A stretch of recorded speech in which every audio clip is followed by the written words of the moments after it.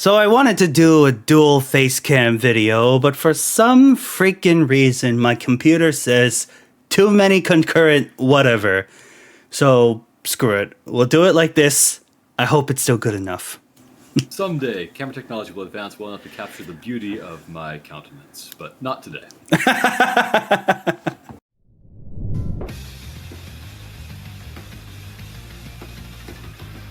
How's it going, guys and gals? This is Advanced Warrior here, and unfortunately, you cannot see our beautiful mugshots because my computer, just for some reason, cannot seem to run a face cam because with Streamlabs and Discord at the same time, so it has forced us to do it like this, and my friend Melth is losing sunlight. Oh yeah, by the way, Melth is in today's video. How are you doing, Melth?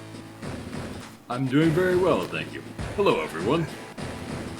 Hello. Melth has his own YouTube channel where he does do Advanced Wars content, Advanced Wars by Web content, and I feel bad for not knowing the rest. Is it like Dark Souls or like Skyrim? Like game. Yeah, some Skyrim, some Dark Souls, a lot of strategy games too.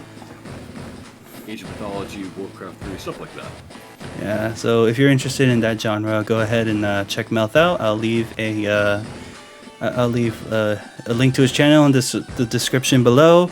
And in his Advanced Wars by Web content, I am in some of them as well. So feel free to check them out.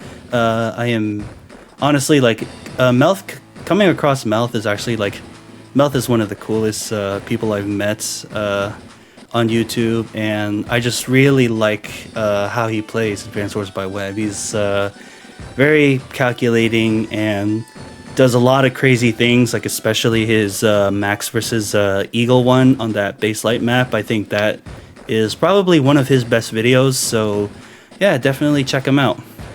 But One of the finest hours. It's been nice to be collaborating with you a few times too. I think this will be our fourth video we've made together. Indeed. And I have had you on the channel before, technically, for my 200 subscriber special, where you took the lead of the luck-based team against my Stern. That was fun. So, as you can see... They didn't do the special map that I made for the occasion. That was the four-way battle of everyone having 50 subs apiece to celebrate him hitting 200 subs. I gotta boot that up. I gotta boot that up. That honestly is... I'm very grateful for that. I am. So, as you can see, Melth is not my opponent in this particular replay commentary. This game was actually from Connor Everything's Infantry Cup. Connor Everything is a rampantly growing YouTube channel who does his own Advanced Wars by Web replays, and he's decided to run a tournament, and this is the round 1 game on the map Goldfish Princess. And Melth here is actually going to be breaking down what I could have done and what my opponent could have done as well. And I think what he could share could possibly be something helpful for me and possibly helpful for other players. It is a 3-base map with 1 airport, and each side does have like a black boat. I don't see like any major use of the black boat. That's the Goldfish, exactly. I can see it doing like some small reconnaissance, like checking out these cities, seeing what could possibly have rushed all the way here with the vision of the black boats. But yeah, it's a fairly open map with a lot of decent forests and a lot of and like a couple terrain over here as well. Anything you'd like to add to this, Melth? I think a few things are of note here. So, one thing I think is important to note first of all is that whereas on many Advanced Wars 3-base 1 airport maps, the expectation is that there's a pretty clear strong side that is the other 2-base side, and a pretty clear separate weak side that is 1 base and 1 airport. That is not at all the case in this map.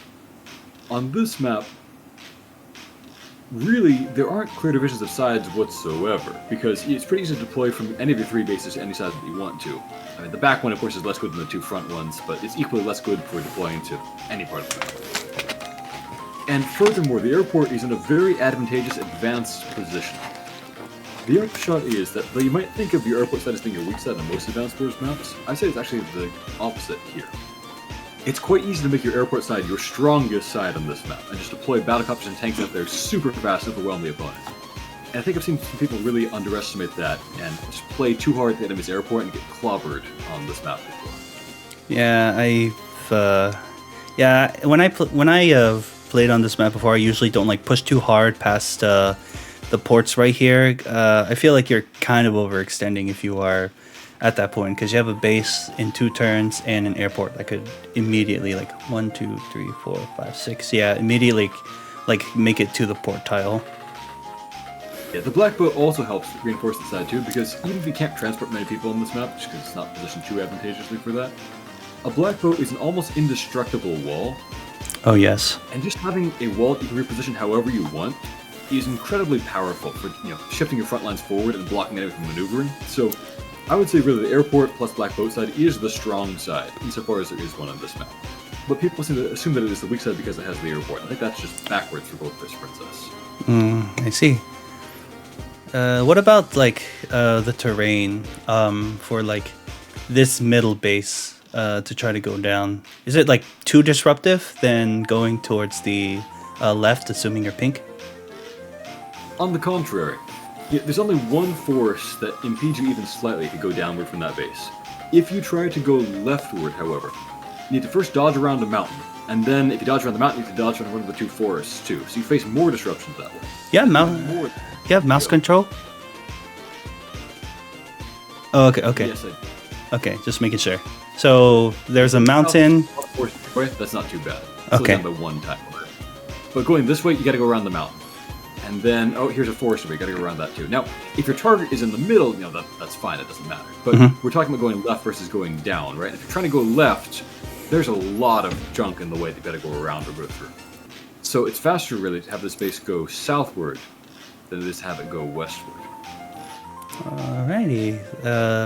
Yeah, it's a very open map. It doesn't feel like there's a clear strong side, weak side. So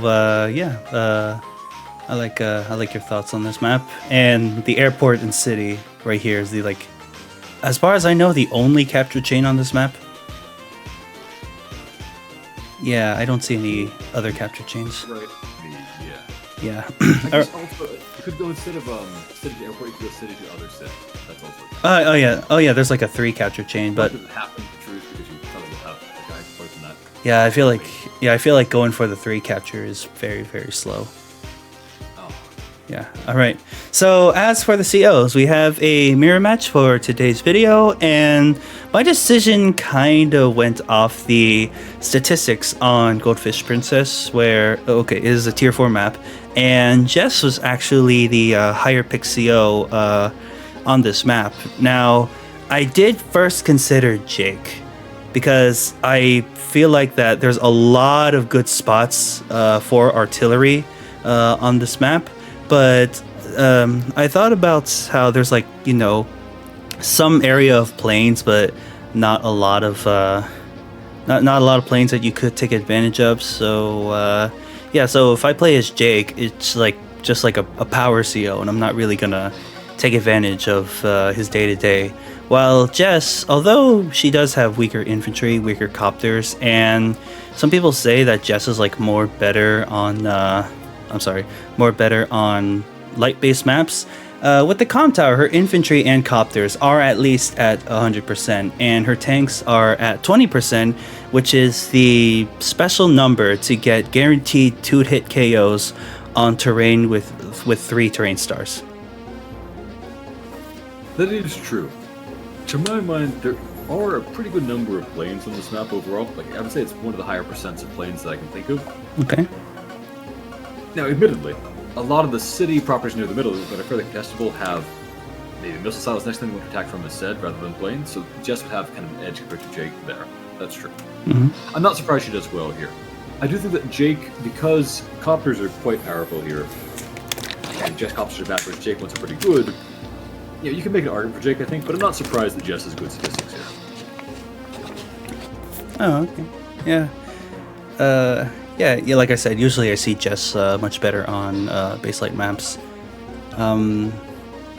So I guess what would you have gone, Melth, in a tier 4 matchup?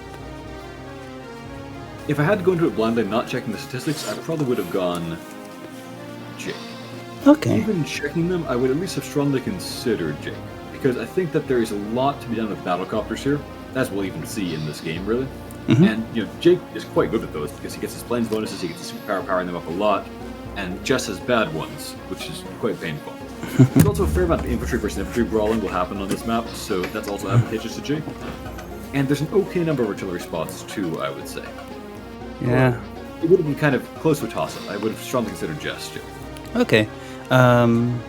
So I was about to say like Adder and Cole, but I don't feel like there's enough roads where potential fighting would be. And you mentioned Copter, so what about Adder? Yeah, I mean, it's true that Adder copters have, of course, easy access to movement bonuses, which are great for copter versus copter dogfights. That's very nice. I'm not sure that that necessarily outweighs Jake having ready access to attack power increases almost every turn, plus having big attack power increases on his copters quite often during his CO powers and so forth. I would say I think that copters are not so dominant on this map that would make me pick Adder over Jake. I would probably take Jake as the more well-rounded CO, and just think that compared to Jess, he's getting the advantage with copters, which is nice, but not necessarily the end-all be-all of this map. Alrighty. Alright, so any final thoughts before we begin this Melth? Nope, I think I'm ready.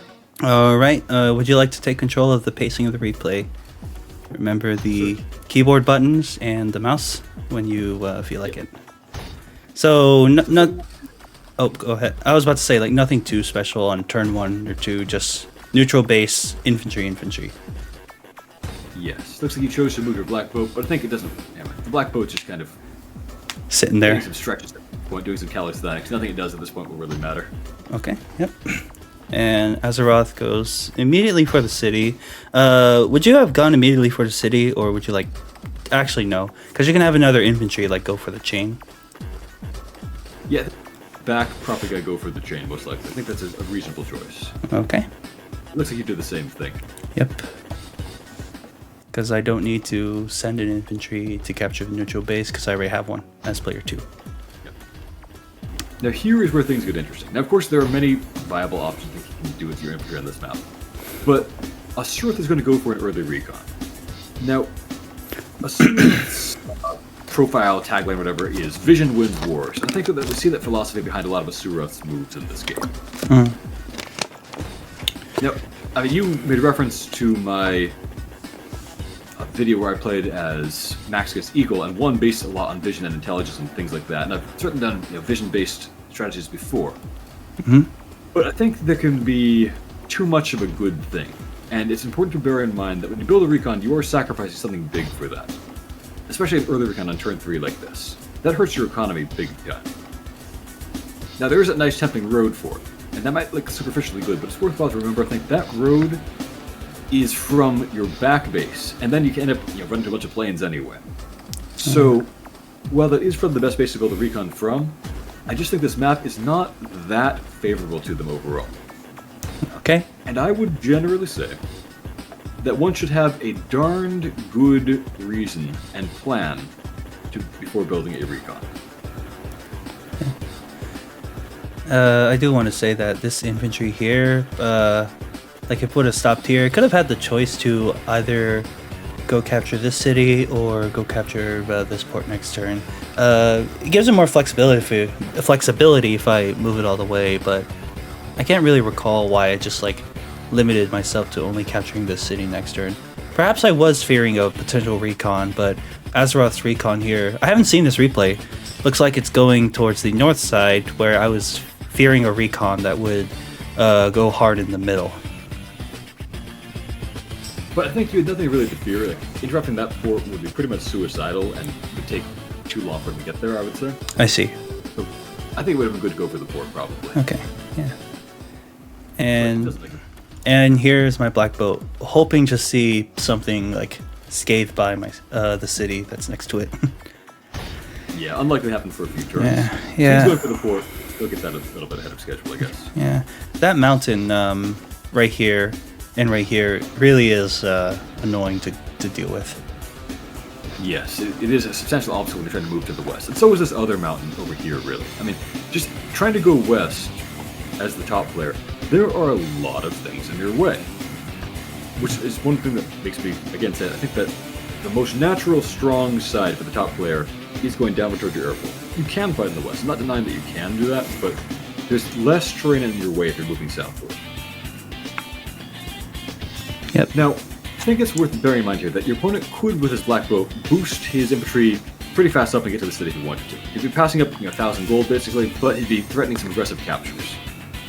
If you were to do a recon on this map, I think I would want to do something like that, to justify the recon's existence, because the recon will not really manage to harass you very much, but it could maybe buy time to get those captures hidden, or captures done, while the recon distracts people, something like that. But he's not really doing that, so his recon won't really be doing that much. Here he's building a second recon, in fact. I was trying out openings on this map, and I felt like that a recon would have been like too disruptive for me. Like, I think this is the earliest I can get a tank, which is day 5, and I think if I built a recon, it would slow it down significantly more. Definitely. It's kind of funny that I'm scared of recons. Both ways. I'm scared of building a recon, and I'm scared of coming across a recon. You know, it's important to remember that recons are more scared of you than you are of them. If you encounter a recon out in the wild, what you should do is, of course, make yourself look large, put your hands up over your head, and, you know, try to talk consistently to get louder and louder until the recon is scared away and runs off. Think that you have a tank in your pocket. That's the best approach. Okay. Sorry about that cut, guys and gals. Just adjusting Melth's volume here. So, if I encounter a recon, I should, like, you said, like, make myself, like, appear larger when it, like... Yes, yeah, it's important to remember that recons are more scared of you than you are of them. So if you encounter a recon out in the wild, what you should do is make yourself look large, put your hands up over your head, and talk at an increasing volume until the recon gets scared and runs away. Don't turn your back on it, though, or it might chase you down. You can also try climbing trees. Recon's not good at climbing trees. Climbing trees? What?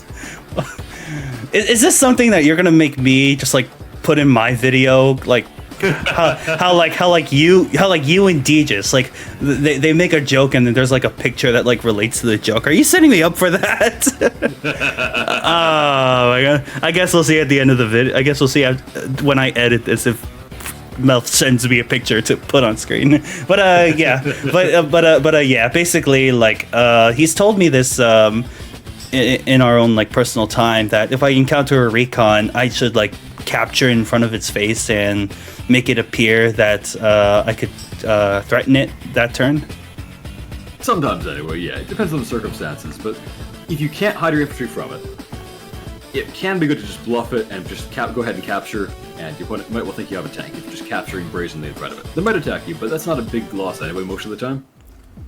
It is important to remember, as I was kind of mentioning earlier, that building a recon, especially an early recon, really hurts your economy badly. Like right now, Asurith has 12 units, right? But he only has 10 infantry, and in particular, he did not build a turn 3 infantry, so he's way behind on getting infantry out on the side that he built that recon from. You have 14 units, of which 13 are infantry, so that's a lot more infantry than he has. Okay. And this is going to start showing later on. All right. So even if he, and here he's pretty cautious with that recon. I mean, I think if I flip it over here, he could have advanced it further. So he's built this early recon, and he's not really getting much mileage out of it. He just has it parking that force, which is safe, but like if you're building an early recon, you are hurting yourself badly. And you had better get a big return on that investment to justify it. Something I do want to comment.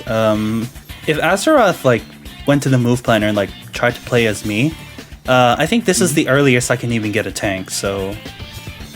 without like a base skip, yeah. Without a base skip, this is the earliest I can get a tank. Otherwise, he'd probably just encounter another recon, or worse, an ABC. Worse for me. You mentioned like some kind of like a probability triangle that kind of acts like rock, paper, scissors, where there's an aggressive opening, economic opening, and defensive opening, right? Yeah, many strategy games, not just Advanced Wars, will have sort of 3 main categories of openings you can do. The aggressive one, which will usually defeat an economic opening, but usually will lose to a defensive opening, assuming the game is a well-balanced one. In Advanced Wars, the aggressive opening is usually getting an early recon, which hurts your own economy, but you can hopefully, if it goes well, really antagonize the enemy. And if they do something like build no tank early, build an APC early, they can really be in some trouble because they have no recourse to recon. You can kill infantry after infantry. That's the theory of how it could work. Okay. The natural defensive opening in Advanced Warfare is getting, an early tank instead, basically. And in that case, a recon you can just swat like a fly and then push ahead, and the opponent is now weaker than you are because they spent half a tank's worth of money getting a recon instead of getting a tank.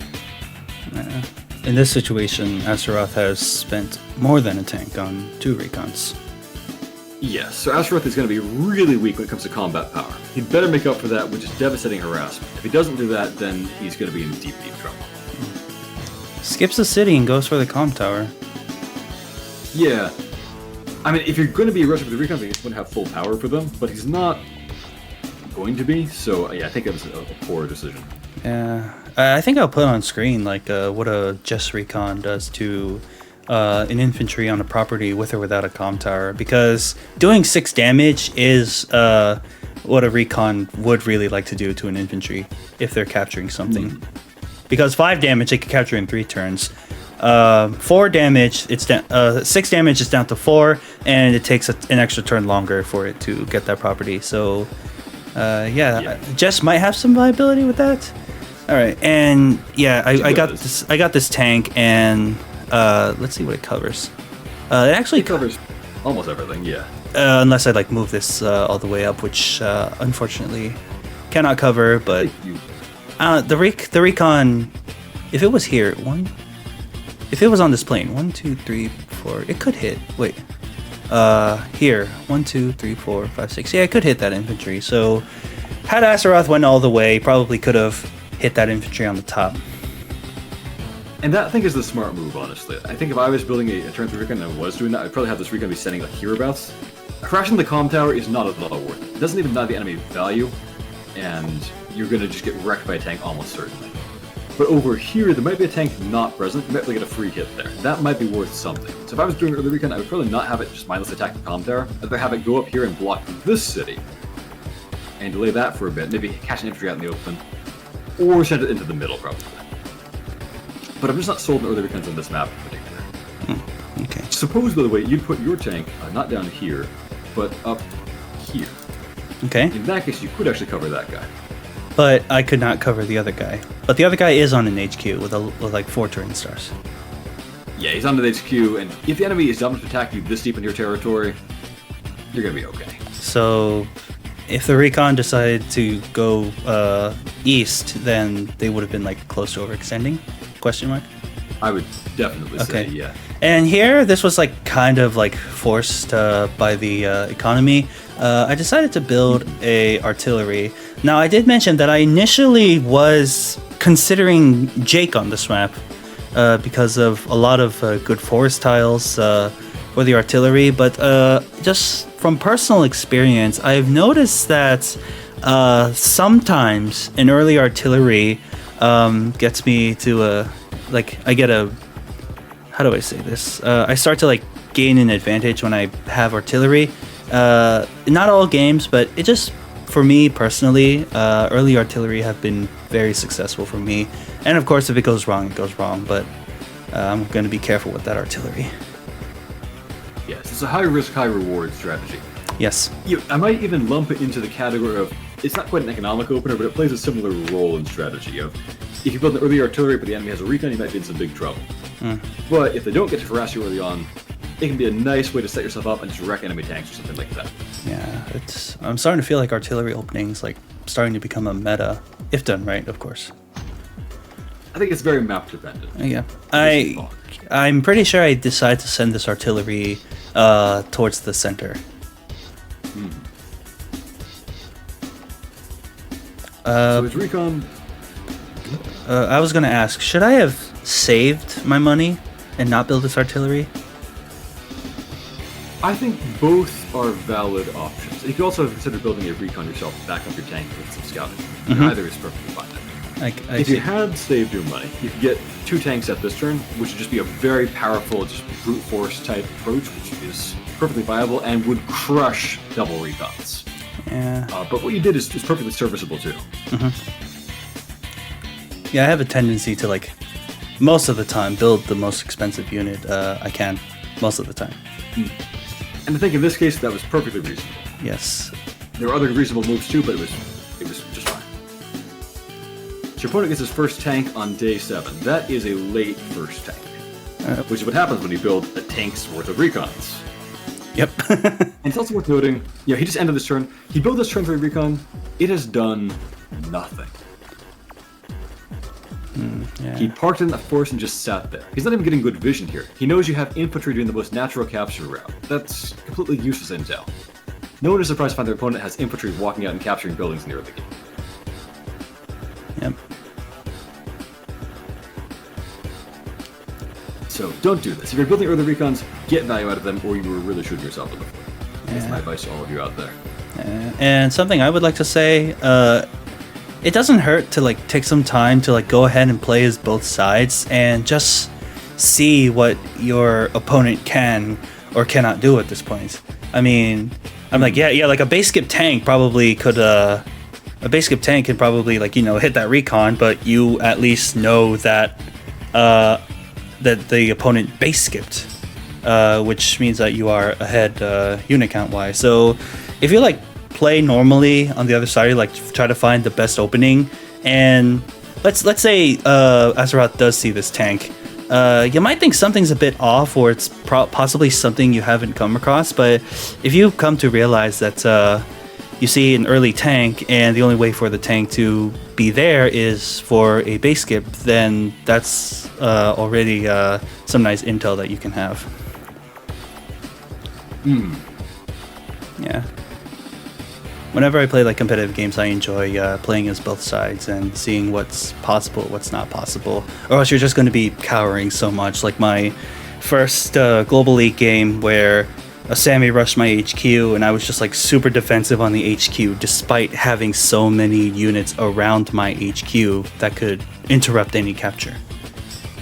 Yes, knowing what your opponent can and can't do is fantastic. And I think in this case, if the opponent, Asurith, had done that, he might have known not to build a recon in the first place. Because you can see there, this is a super early recon, but even if it had just rushed forward and attacked, it would have immediately gotten smacked down by that tank.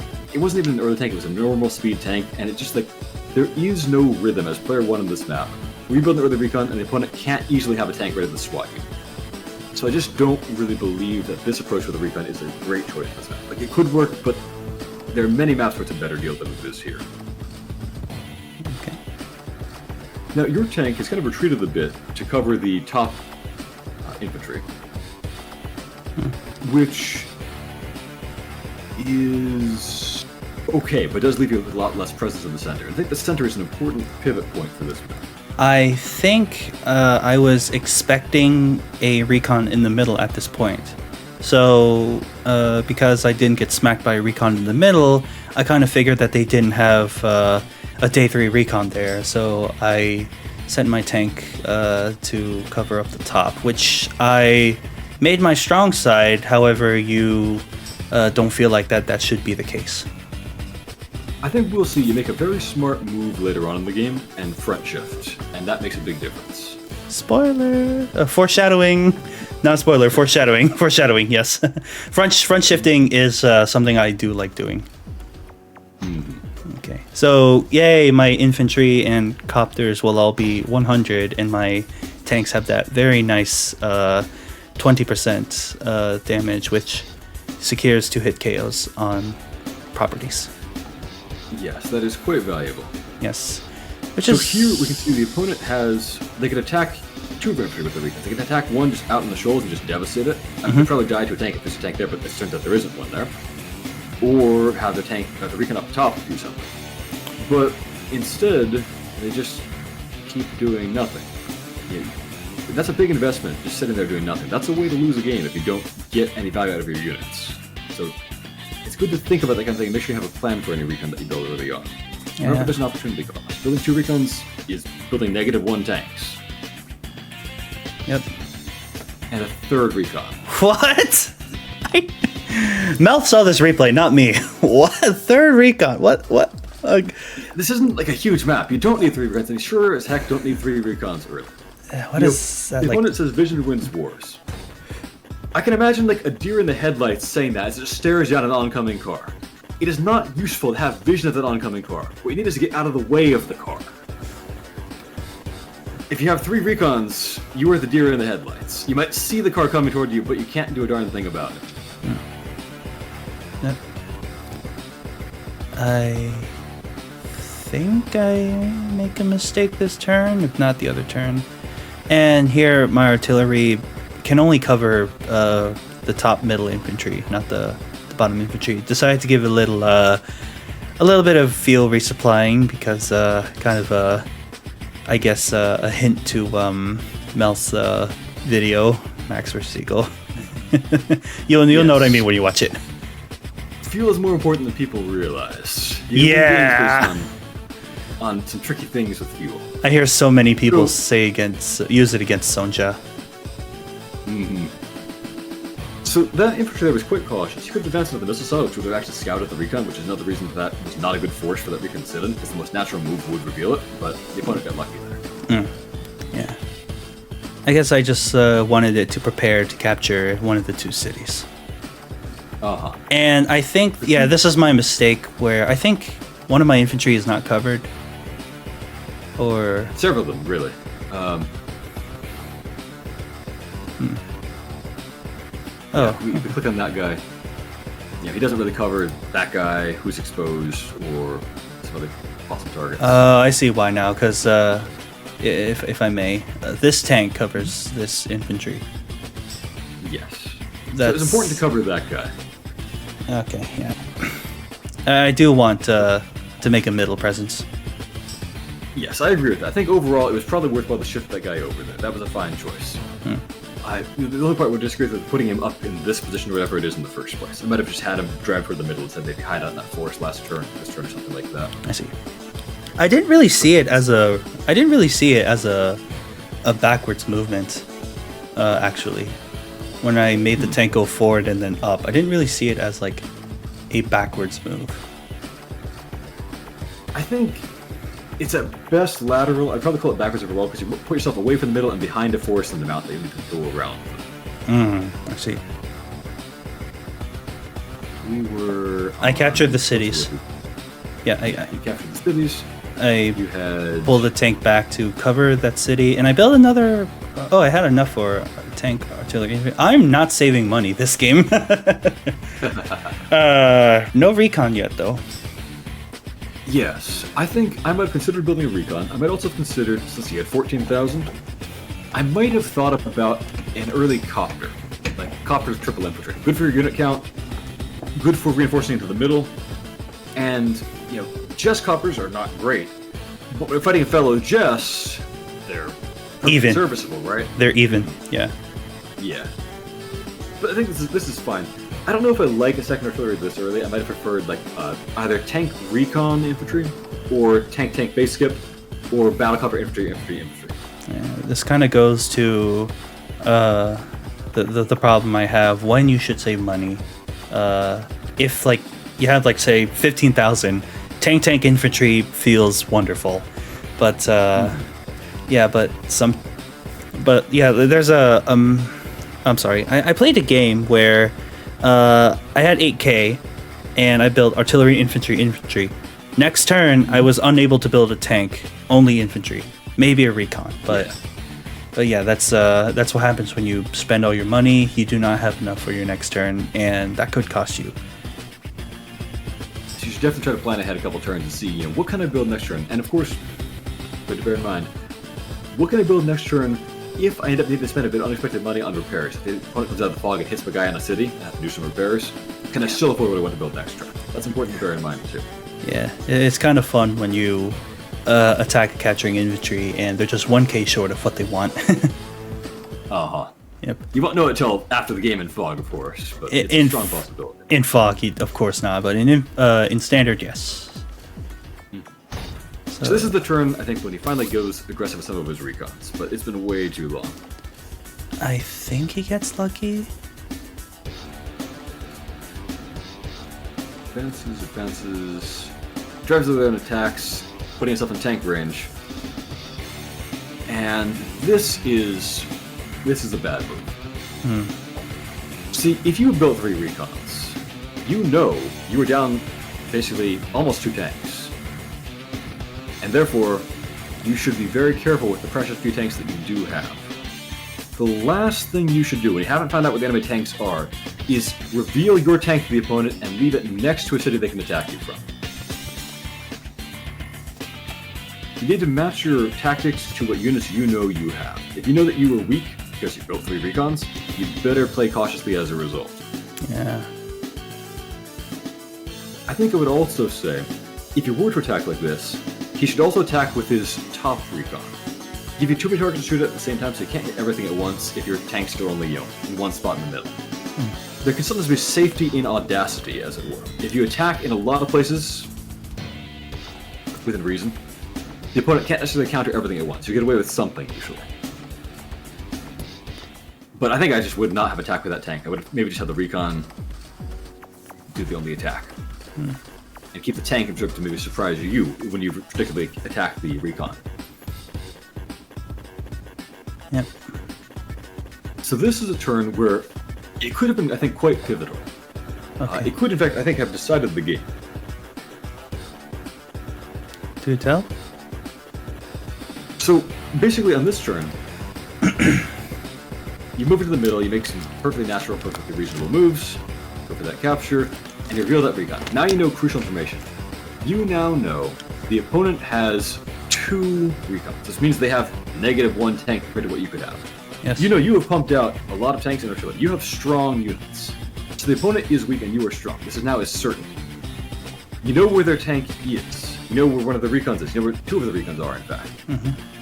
So what I think you could have done would be basically, instead of going for that city capture, ideally you'd probably have actually had that infantry walk down and help scout that tank, like maybe stand onto that missile silo, for example, or stand onto that planes. Hold on. I have an idea. All right, so I just wanted to give Melth the opportunity to use this move planner here to demonstrate what he'd like to do. Yes, I think it would have been something like this. I might not have actually completed that capture. I might have actually used that to scout this tank, because what I want is to first strike that tank, and you can just devastate at that point. So, see, if you have your tank attack from the city against the missile silo, you can then black boat repair yourself, and then you can black boat repair yourself again next turn. And so you just come out way ahead by like half a tank basically. And given the opponent has only 2 recons, you know they are super weak and they can't counterattack you. So I might do something like, let's see, this tank back here can get onto that missile silo. Maybe put like this infantry here. Reveal the... that one here, I have to take over the capture. Okay. Reveal the tank. This tank strike. Let's see, if I hold down A, does that let me select it like it normally does? Yes, it does. It does. Great. So you'll probably do, leave them at about 6 HP, you leave yourself at about 8 HP is the most likely outcome. If you're lucky, it'll be 5 for the enemy, but the important things are going to be down about half a tank. So you put them at like about 6. So infantry over on the missile silo, you said, or the... I think on the planes. There are several good options. I think I would do the planes though. The planes, and so front tank hits, you say? Yeah, so that scouts, front tank drives down and hits. You should reduce the enemy to about 6 HP and yourself be at about 8 HP. If you're lucky, they'll be at 5, but 6 and 8 is the most likely outcome. I think if you're move planning, it's better to like always like assume you low roll. Yes, I agree. And you said 8 HP? Yeah, it should be about 8. And if you high roll, then just refresh the move planner and try again. Yes. And then your black boat can then just heal that tank. So you wait it and you go up to 9 HP. You could click the arrow button, or that works too. Yeah. Then you have this guy capture, so you delay yourself by 1,000 gold, but you're going to get both properties basically. Then you have this tank drive over here, and then you put this artillery somewhere like this, and now you've got pretty much perfect coverage. You cover your tank, cover that capture, cover this tank. The opponent is just done. They have no choice. They must just give up and back out of that middle section. They can't fight you. Over here, you can even then just have this infantry maybe move over here and like attack them or something like that. I don't think that would have revealed. Yeah, you need some other way to reveal it. But like, you can just attack with impunity and they can't do a darn thing to you. And next turn you heal yourself back to 10 and you're just full power and just keep wrecking them. Because you know that now they're down half a tank from already having been down a tank from before. You can just run riot and they can't do a thing to you. So I think that could have been a quite powerful maneuver, especially once you revealed that second recon here. You can do a variety of it. You have to change this up a bit because you already captured that property by that point, but you can still do something very similar. Attack with that tank, cover yourself with like a tank, have your artillery maybe over here, for example, with like maybe your second tank, somewhere like that. You know, something like that could work basically and give them no recourse. Block like that or so. And in that case, you now have control of most of the good properties in the middle. You're going to get these, you know, you're going to get that one, you're capturing that one too, you're probably going to get this one in the future. You dealt them a massive blow, and they can't harass you anymore either. So that would be a quite potent attack overall, I think. Alrighty. Yeah, I don't know. Maybe I was like too scared to like go into this. Maybe I thought this was like a little bit too close to the opponent's base. Like 1, 2, 3, 4, 5, 6, 7, 8, 9, 10, 11, 12 versus 1, 2, 3, 4, 5, 6, 7, 8, 9, 10, 11, 12. Oh yeah, the 12 to here, right? 2, 1, 2, 3. Okay, so it's like about even here? Like 13. It's about even. Yeah, 13 for both players to get on the city itself. So it actually was even.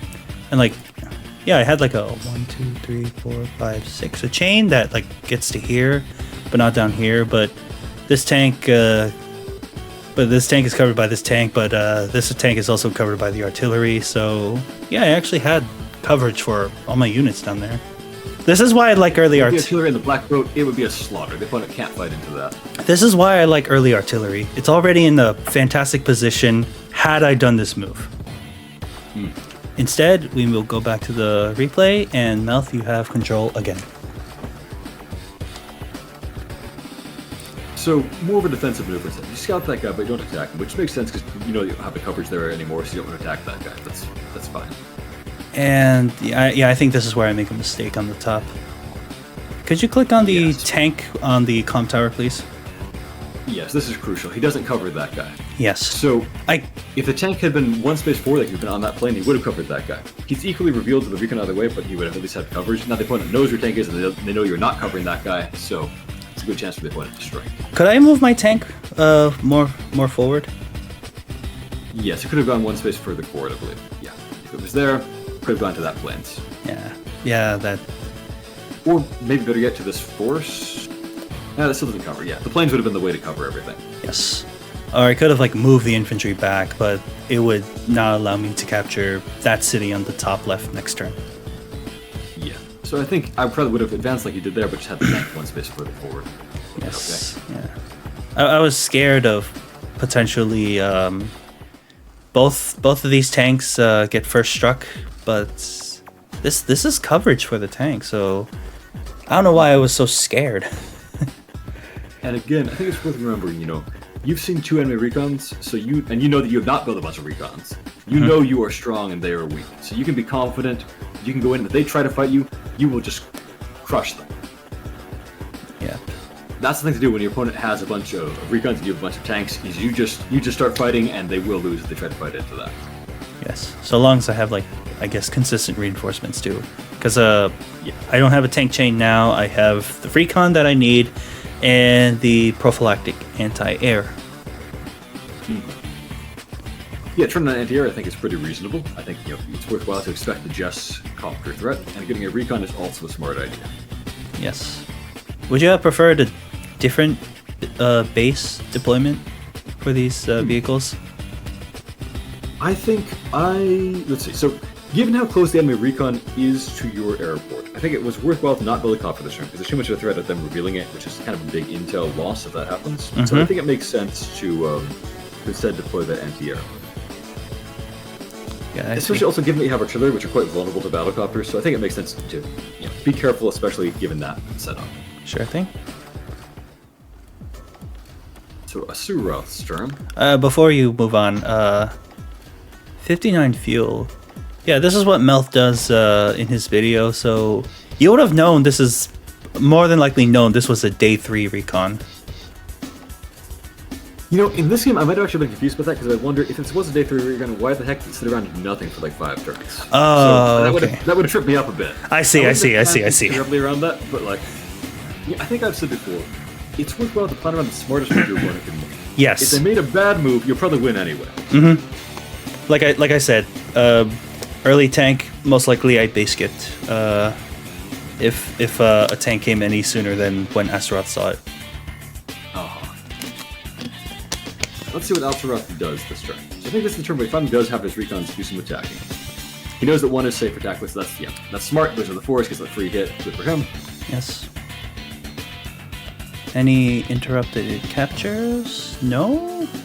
Waiting on the city. Here. Recon moves up. Only reveals Could have interrupted, but doesn't.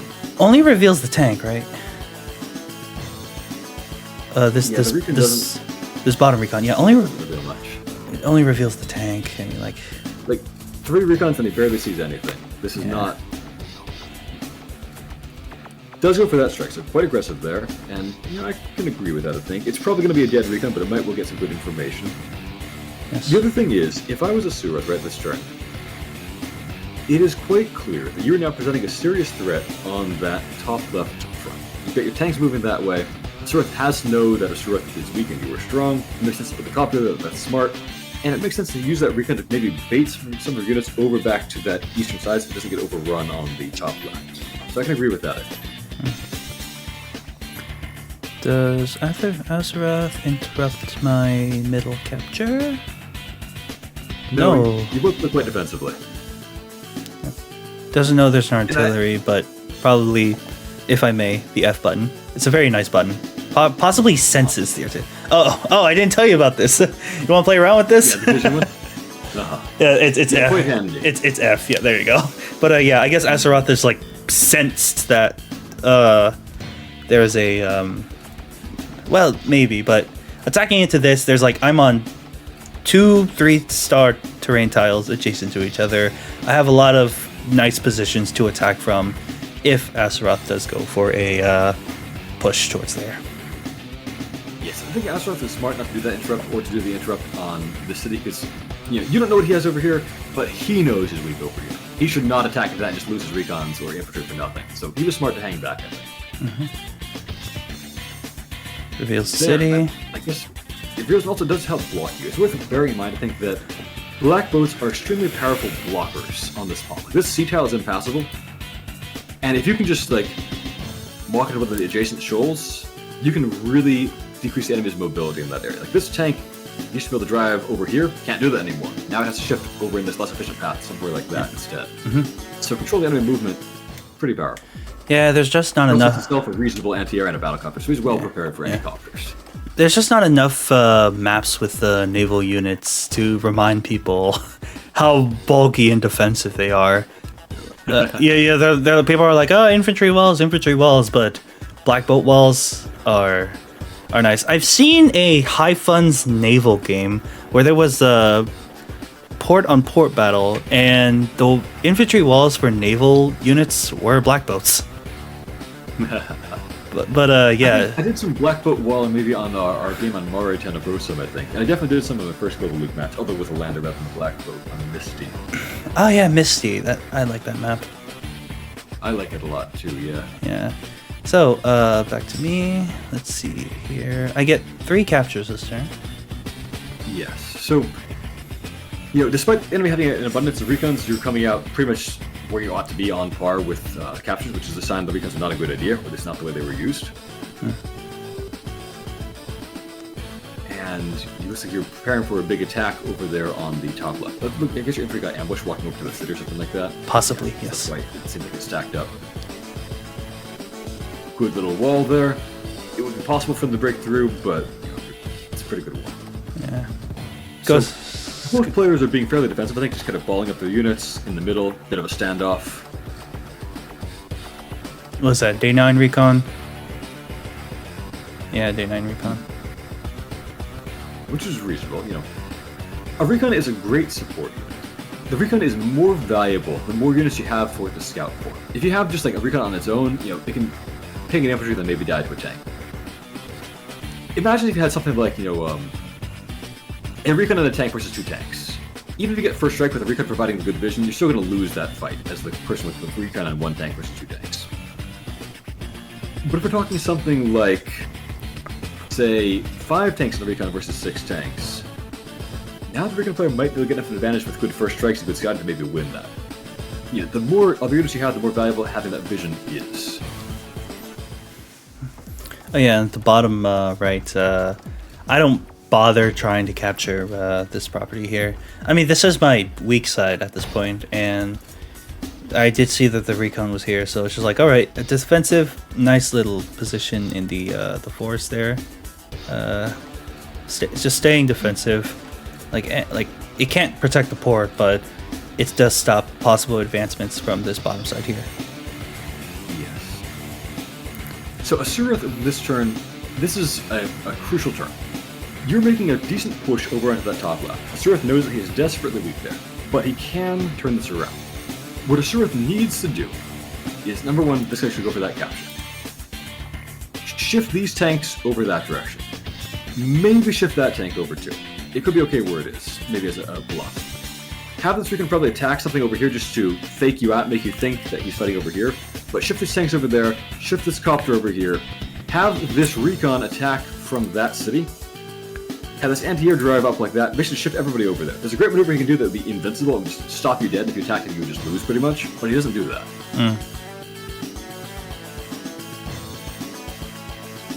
So, advances a little bit, sits on my board. Yeah, I don't agree with that one. Like, that's a dead recon sitting on that board. It's a sitting duck, it has revealed itself. He should be probably moving it over, either getting aggressive to be a distraction and scout, or shifting over here about to be preparing to block the city or something like that.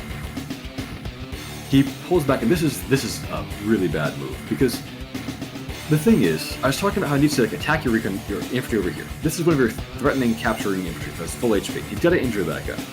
He doesn't injure it though. He leaves it full HP to capture his city. And crucially, he's putting himself in a spot where he can't fight you anymore. You can just choke point him effortlessly, and all his units will be useless.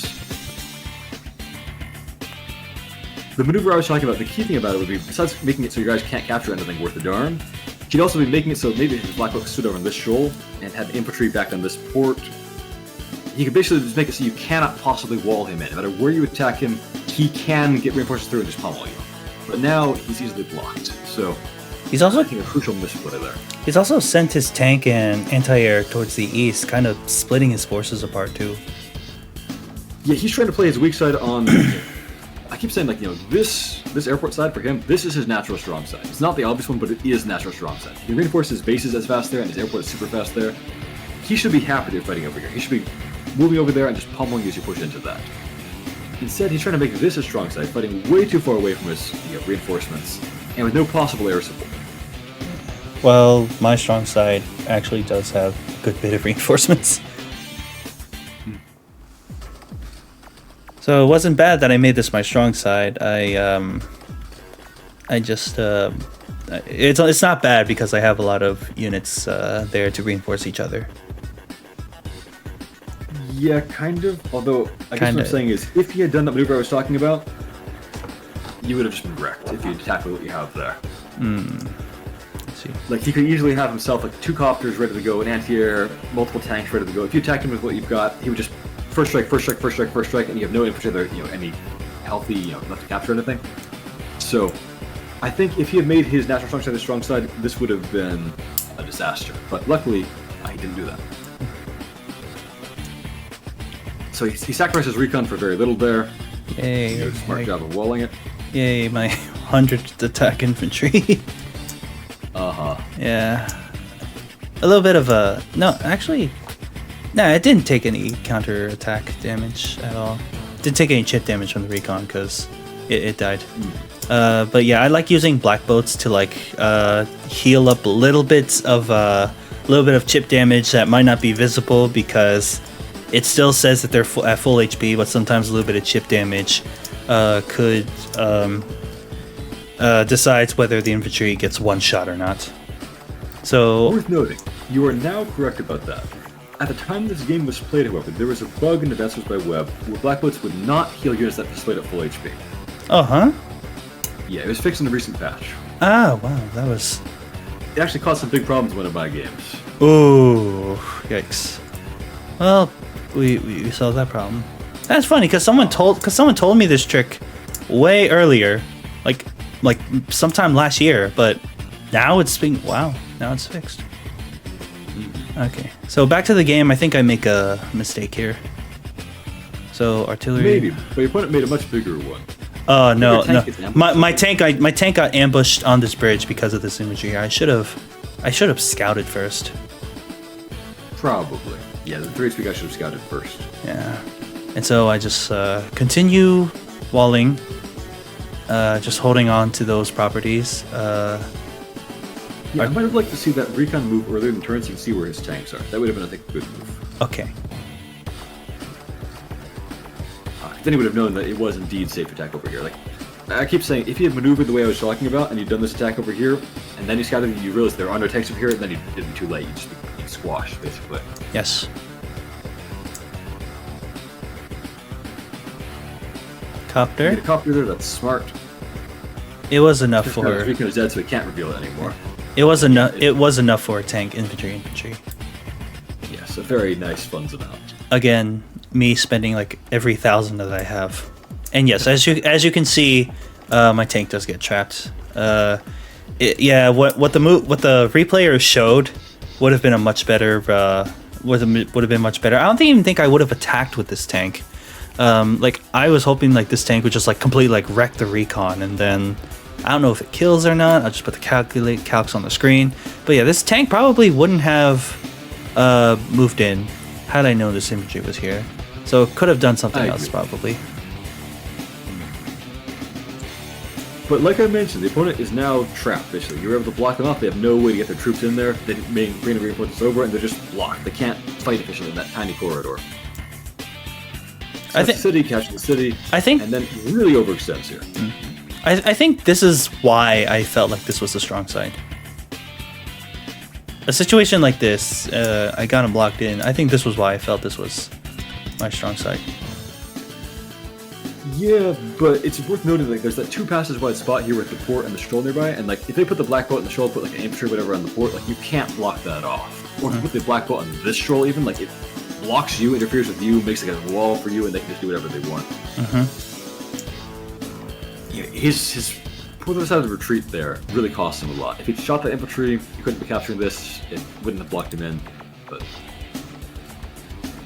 whatever happens, happens. And yes. And here, really overextending. Like, he's very lucky there isn't like a second tank over there. Even as it is, this is a clear overextension. I see. And he's got 3 recons, but doesn't know where anti-air is, so it's no use having 3 recons. What you need to do is have recons in smaller numbers in better positions to actually provide important vision before you do important maneuvers. I think a lot of my games are win-based in vision, but I don't have many recons. I just use them well, and I, make good deductions based on what I can see and what I can't see.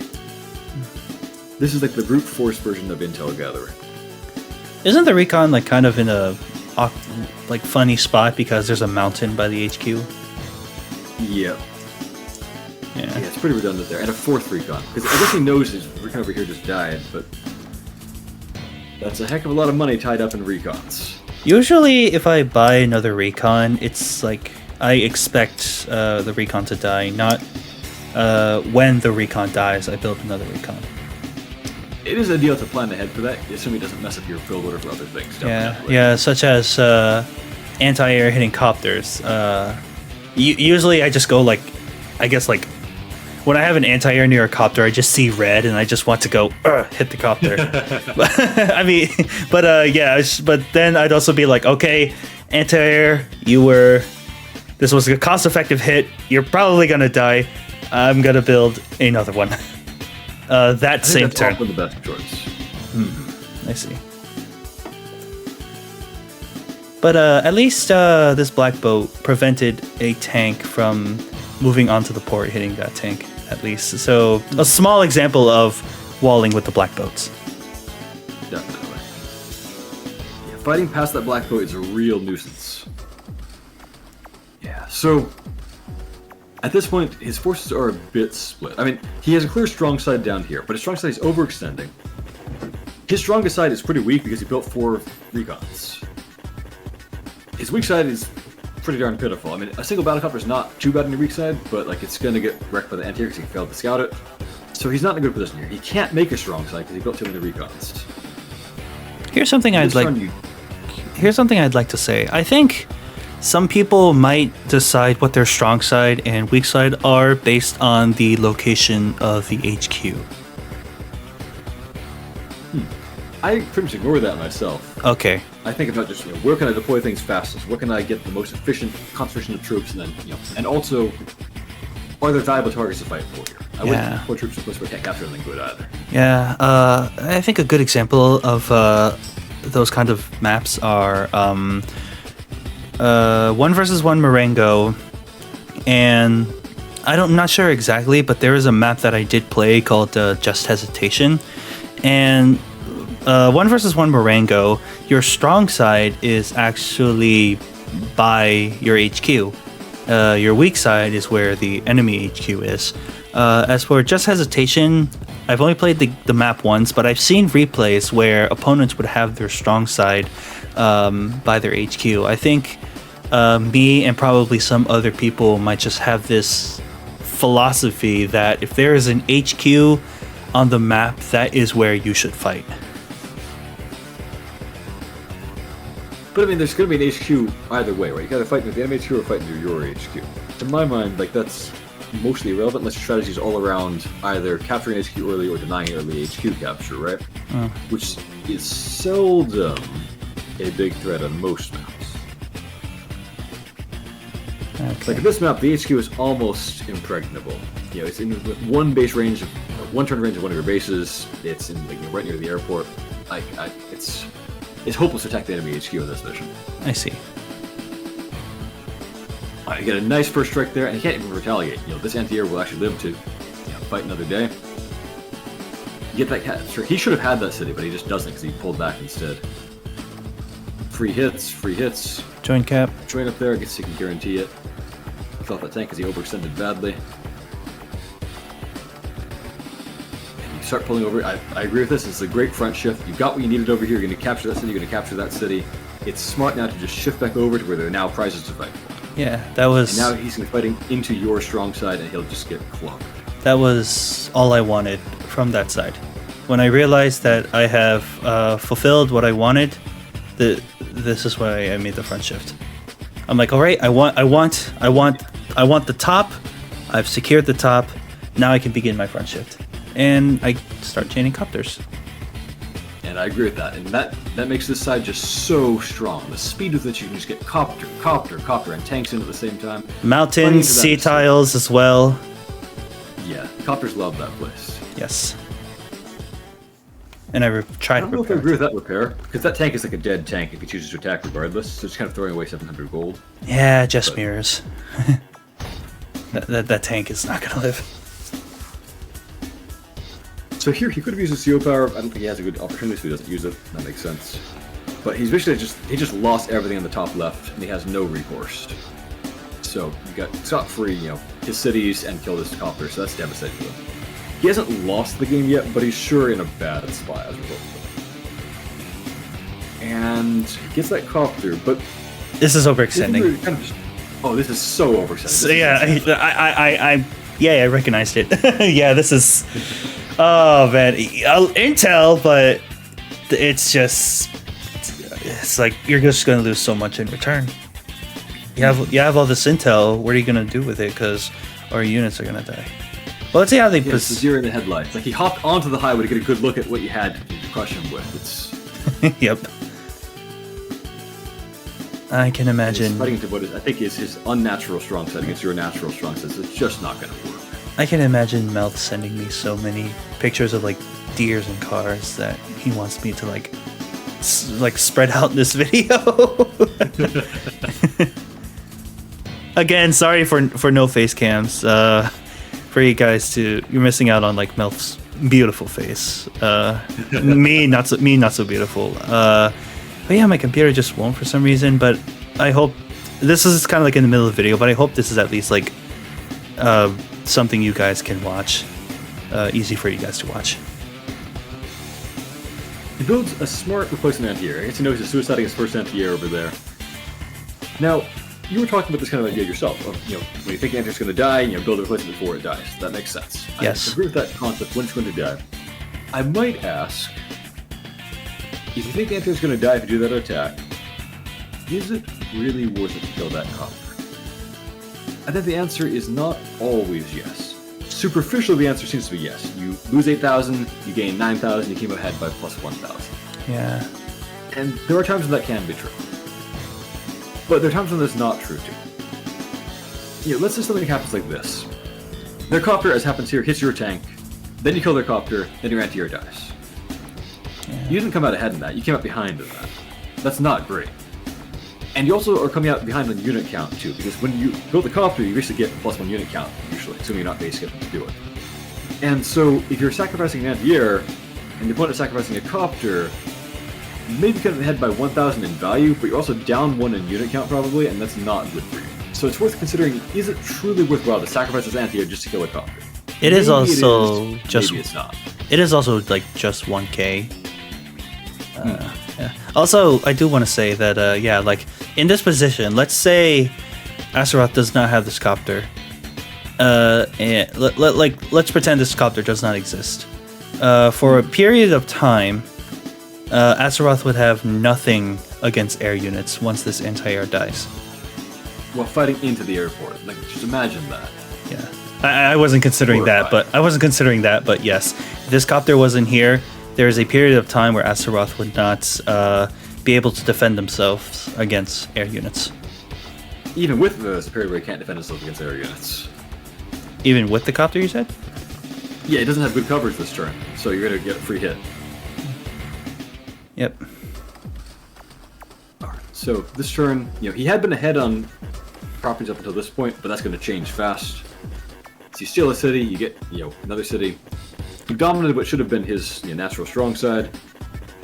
Now, I might have considered a CO power this turn. I don't know if that's a good idea, but it's at least an okay idea, I think. But what you did is fine too, I think. I have the infantry there to kill. I think I should have hit the... No, I wanted to... The intel first, I guess. Yeah, copter, hit, tank... Yeah, I should have used the CO power. That's what I've used it for, yeah. For that. For that. To make that guaranteed. And do a bit more damage to the anti-air, too. You might be able to soften up enough that infantry can walk up and just shoot it and kill it. But this is still fine. Put myself on a port, too. Yes. But the artillery is pointing at that port. It's a funny spot for the artillery, honestly, because obviously you can't just move the anti-air and then hit the artillery, but that's just not worth it most of the time. Yeah, if he did that, he'd be throwing, I'm not even going to say throwing good money after bad, but just, he'd be making things even worse for himself, digging himself deeper. I've seen games where, let's say there's like a property surrounded by shoals. Have you seen maps like that? With like a property in the middle and then like a property he would be here and then like it would be surrounded by shoals. I've seen an instance where an artillery was put on the property and obviously the opponent could have clearly hit that artillery and hurt the from a shoal. But yeah, there's no other way to attack the artillery directly unless you're on a shoal.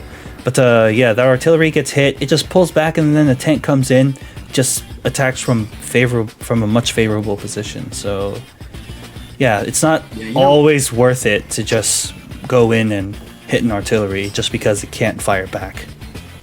Yeah, it's like a bullfighter. You wave the artillery flag, and the bull just charges and just gets stabbed to death, and it's not much of a sport. But anyway.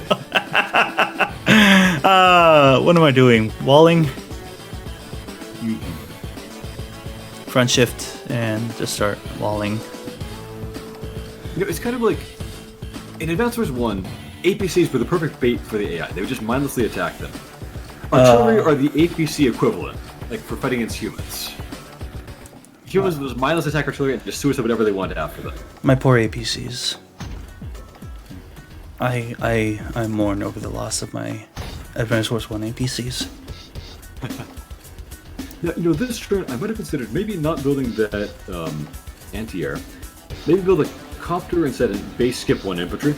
Like instead of, I think he spent, 16,000? Am I doing the math right there?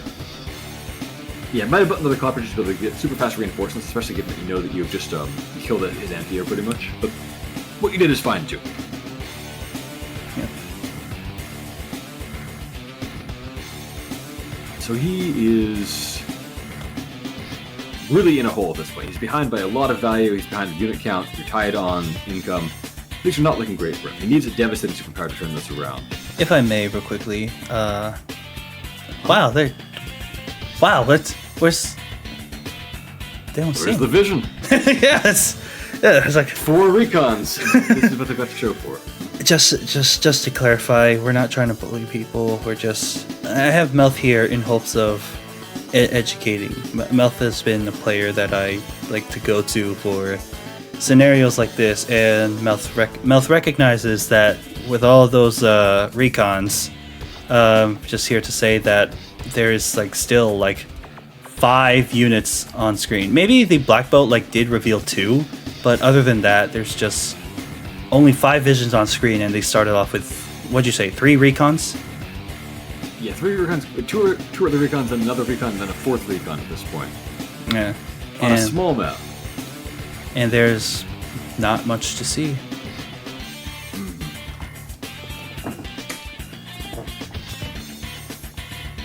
So, shifting, getting defensive makes sense.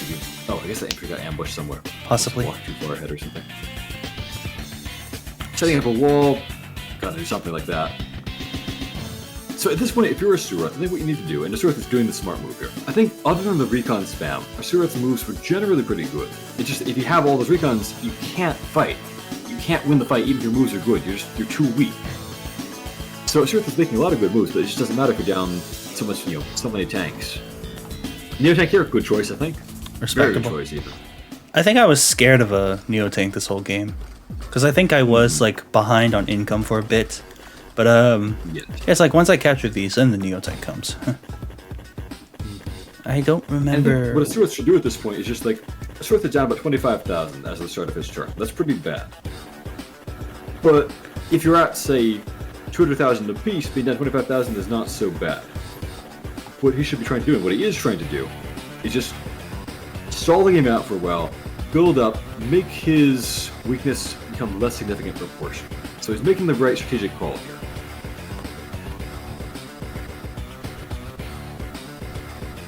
And you are too, just pushing forward, I think, threatening him. You don't want to attack him and get crushed by superpower. It's kind of, if you did that, you could maybe turn this around. So it's smart. I think do what you're doing. Just be cautious. I think I was your forces lined up. I think I was aiming for those properties in the corner there. And so, like, another thing that I'm like still trying to grasp is the idea of a skeleton crew.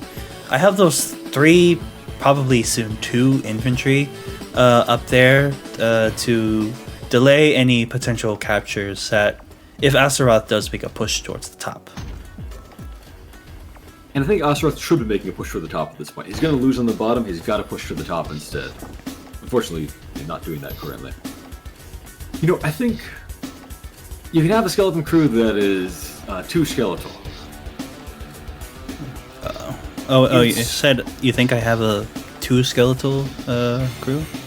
I do, yes. Especially when your other tank that's over there kind of begins to shift away. See, I think I talked about this idea maybe in the previous conversation that we had, but in a lot of things in life, including in Advance Wars, there's an important concept of diminishing marginal returns, where the first thing you buy or produce of something, in this case, units on your weak side, is incredibly valuable.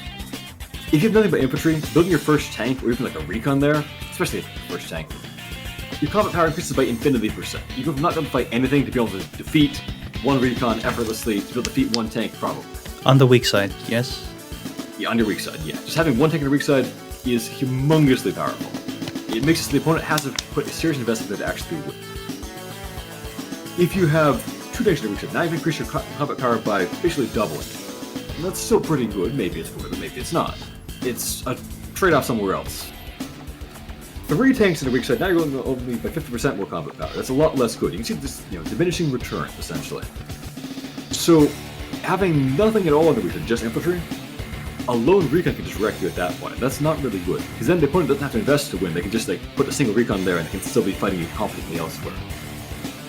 It's good, I think, to keep that balance where you have enough forces that they must seriously invest to win that front, but without impairing yourself too badly on your strong side. And likewise, on your strong side, you want to have a good concentration of forces, yes. But if you already have like 10 tanks, putting your 11th tank there compared to having like nothing on your weak side, probably not a good idea. Probably good to have something on your weak side so that you're able to fight there and defend yourself, and you'll still be quite strong with only 10 tanks versus 11 tanks on your weak side in this hypothetical example.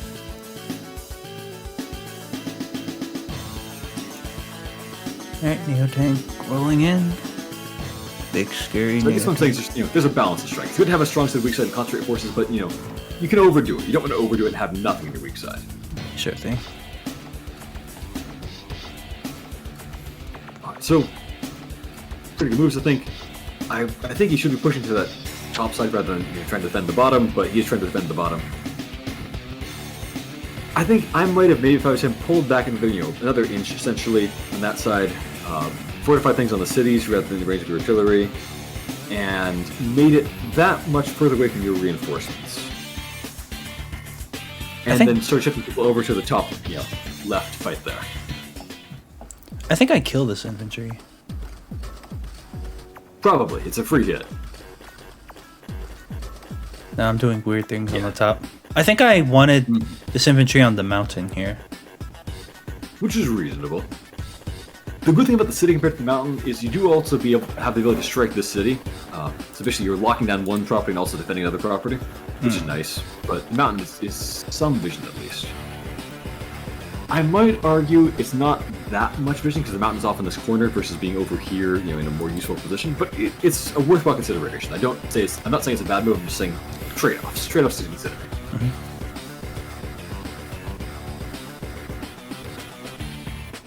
So you're doing a smart thing. You're just pressuring him, focusing everything on the strong side, and accidentally put it into auto scroll. Auto scroll. Yep. Yeah, this is the point where things have gotten a little bit too weak on the weak side. I would have probably put this tank into that forest, or that missile silo, something like that. We have a tank as backup. Okay. Fortunately, the opponent is not pushing you here with that recon, but if they were, you have no recourse. Yeah. I think this turn, they can have infantry just walk forward into that square, reveal you, recon drive up and strike, and no retaliation. So at least some coverage for my skeleton crew. Third artillery. I think, I said I was scared of a potential Neo tank this game. So I could have saved up, but I think like the game state, based on like how the game has been going right now, where no one's really making any big moves, I kind of figured that an artillery would be a useful unit for a game state like this. Yeah, fair point. Oh, I think I do get a Neo tank. You do save up some money, which is good. Yeah. Yeah. Assuming nothing gets damaged, or no, it's 24,000 for Neo tank inf. So artillery. Hopefully Neo tank next turn, but it's gonna be like 2-3 turns ahead of mine.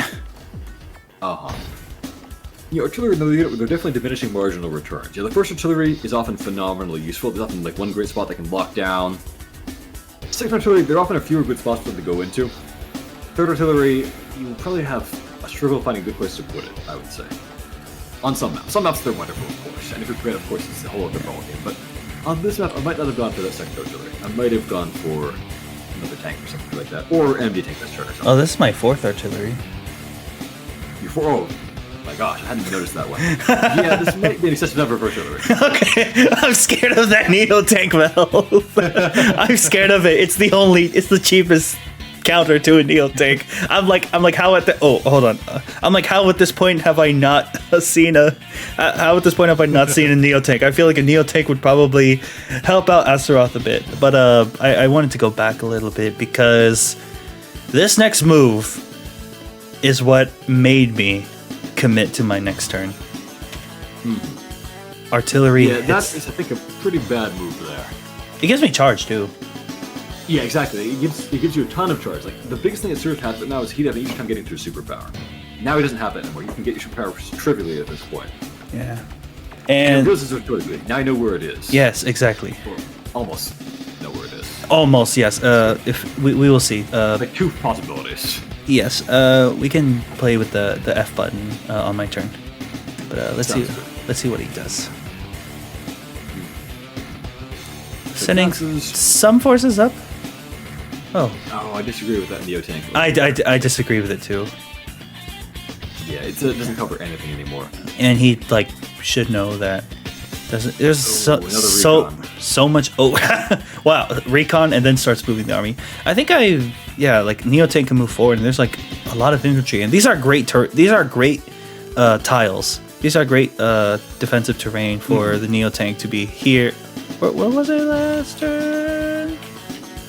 Yeah, kind of like there's so much defensive terrain that you can wall with, but that forest, so many options. yeah. I think both of us were scared of wall breaks because we're Jess. Yes, and Yeah.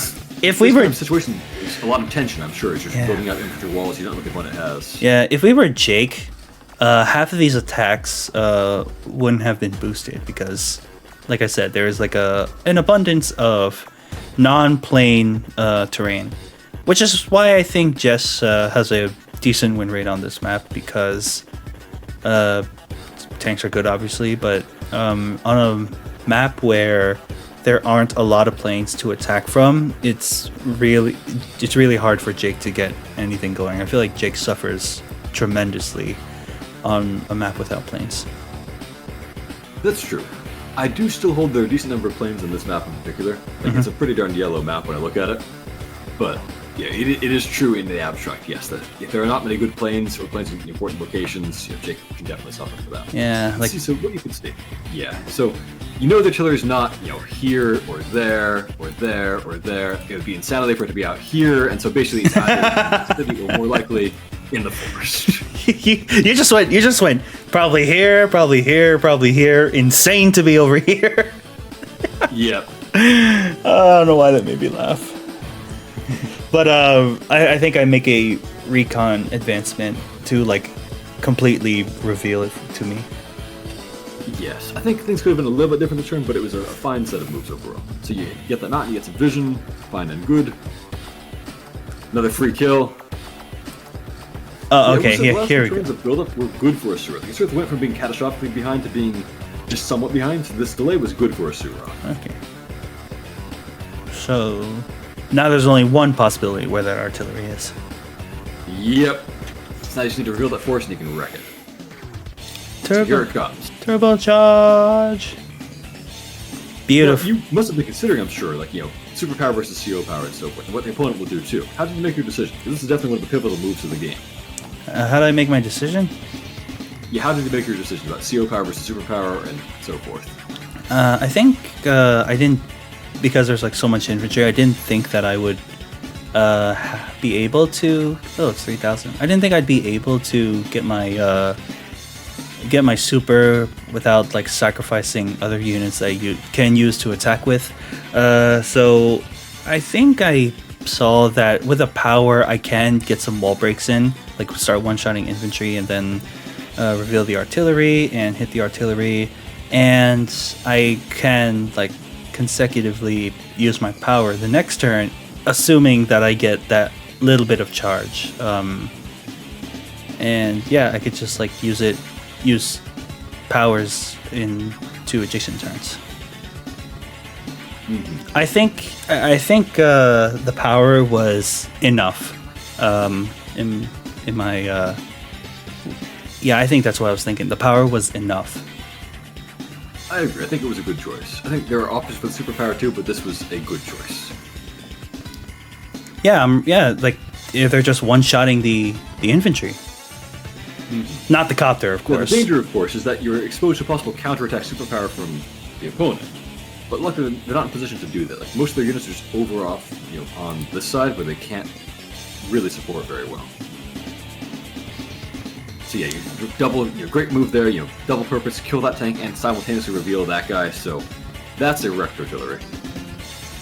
That's dead artillery. That's a dead artillery. And I would have done differently. Let me move something back here. Okay, hold on. Let me just adjust this real quickly. I don't know why I just like it in a certain way. It just kind of slid a little bit. But you want to move plan this? No, I think it's more like a minor change I would have done differently. But okay. So imagine you've done. So what we did do was fine, but at least you're unable to capture or put a guy into that city. Yes. I might have done. I think midway I realized that.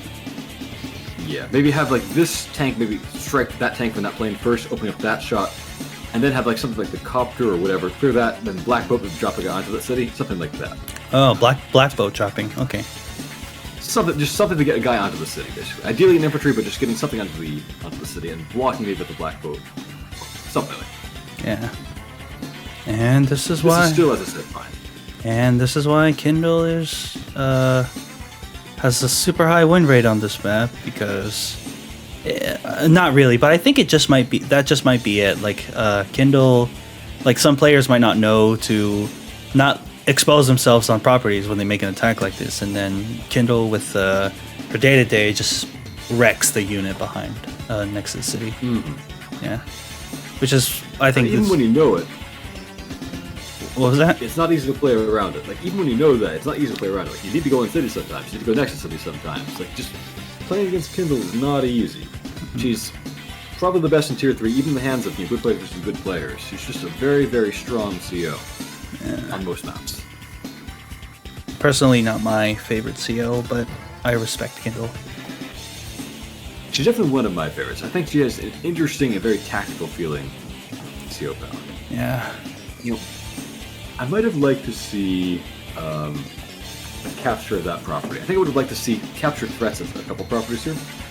To my mind, when you're making a big push like this, what's really crucial is to present the absolute maximum number of infantry-related threats that they must respond to. Because currently you can't really wall for your guys, right? What you can do is make it so he has to shoot infantry that are maybe not walling for them, but are crucial targets. If you can do some of that, that gives some indirect defense, basically, to your vehicles, that are otherwise quite exposed. It doesn't feel like this tank is kind of in a vulnerable position, and that, I think, definitely is. Yes. Die, recon, die. It's just so, I guess, just so bloodthirsty for recons. Vision denial is so amazing, but I don't know, at the cost of a tank not covered by an artillery. Yeah, that's a bit much, I think. Yes, and there's my Neo tank. Probably like, what is it, 2 turns after my opponent's Neo tank? Yeah. Alright, so yeah, I made a push, but I'm not really in a position where all my units are covered. Like, unit count-wise, that was devastating, and Azeroth is in a deep, deep hole at this point. Value-wise, it wasn't that bad. It definitely possible if Azeroth had his units concentrated, just push it back and really massacre tanks this turn with a few reprisals, but yeah, I think you probably were still in a winning position overall at this point. Something else I wanted to mention, my infantry are in position to start capturing the following turn. Yes. And you suggested like simultaneous capture and push.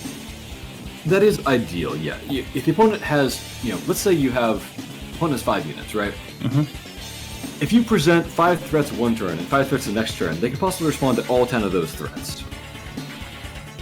Yes. If you present 10 turns in one turn, they're just done for. They can't do anything to you. Yes.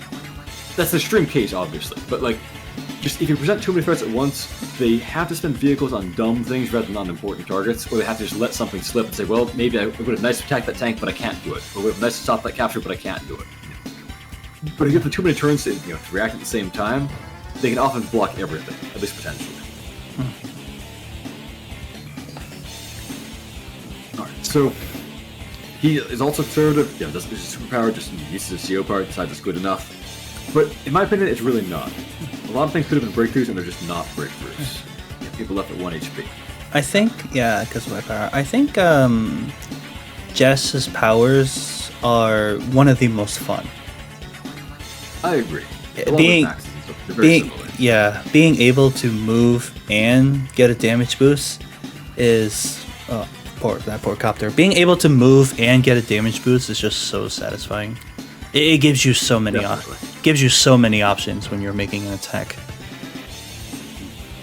I disagree with this move here. Now, it's smart, of course, long overdue to start going onto this top left front. Good. But, like I was saying about presenting threats, all at once, moving that guy there reveals it to you, reveals what's going to happen, but it doesn't yet present a threat. You have tons of time to react to that guy, and now you can see him for free. I think it would have been better to have the Black Boat drop that guy next to the forest, reveal it, and then the Reek can drive up and attack. And that would have, I think, been a better idea. And if I did say I did have an infantry on that city, thankfully, only Advanced Wars by Web can you reveal a property and then drop your passenger off somewhere else. Because if that was in the cartridge, that would have been a trap. Yes. It's one of the several things that makes transports a good deal better in Advanced Wars by Web, which I think is a positive change, because they saw so little play, usually, in the cartridges, other than on maps where they're the only obvious move. I think Advanced Wars by Web transports have made me appreciate transports even more in the cartridge. So, I see a Neo tank and I don't have a response for it. Yeah, I could set up a response, but it's mostly unscathed this turn.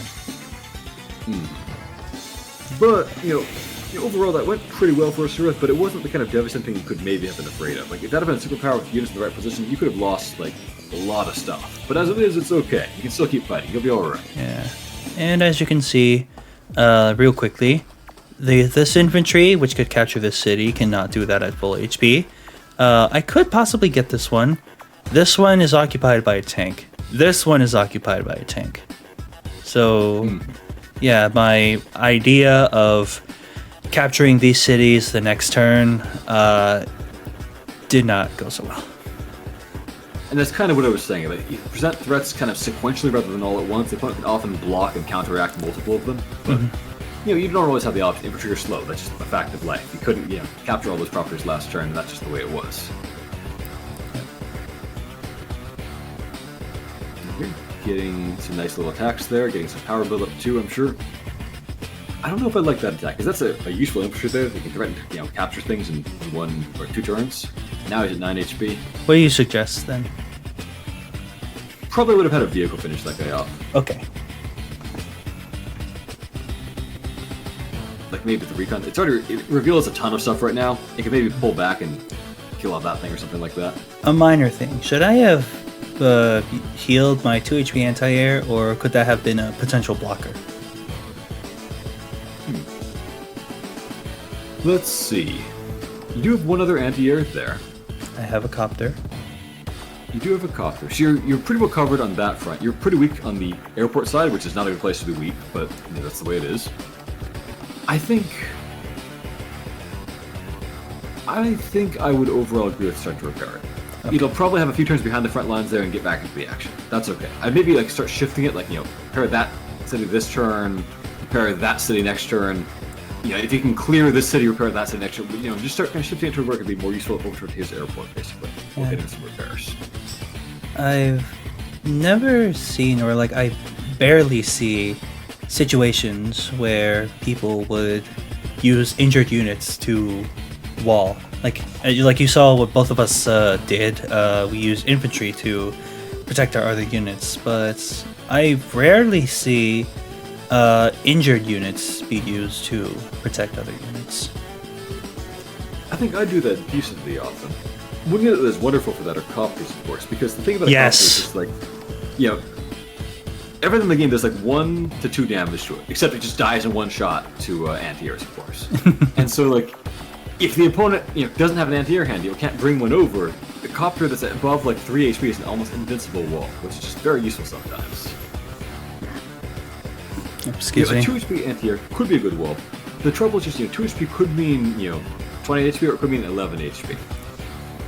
And 11 HP could maybe get killed by an infantry in one shot if the opponent is lucky. A 3 HP anti-air is a pretty darn good wall. They have to have a tank shoot that thing. but a 2 HP anti-air could just die in one shot, so given that, I think it made some sense to pull it back for repairs. Maybe Artorigold would just be using it as a scout, like occupy it 4 or something like that with it, but this is fine too.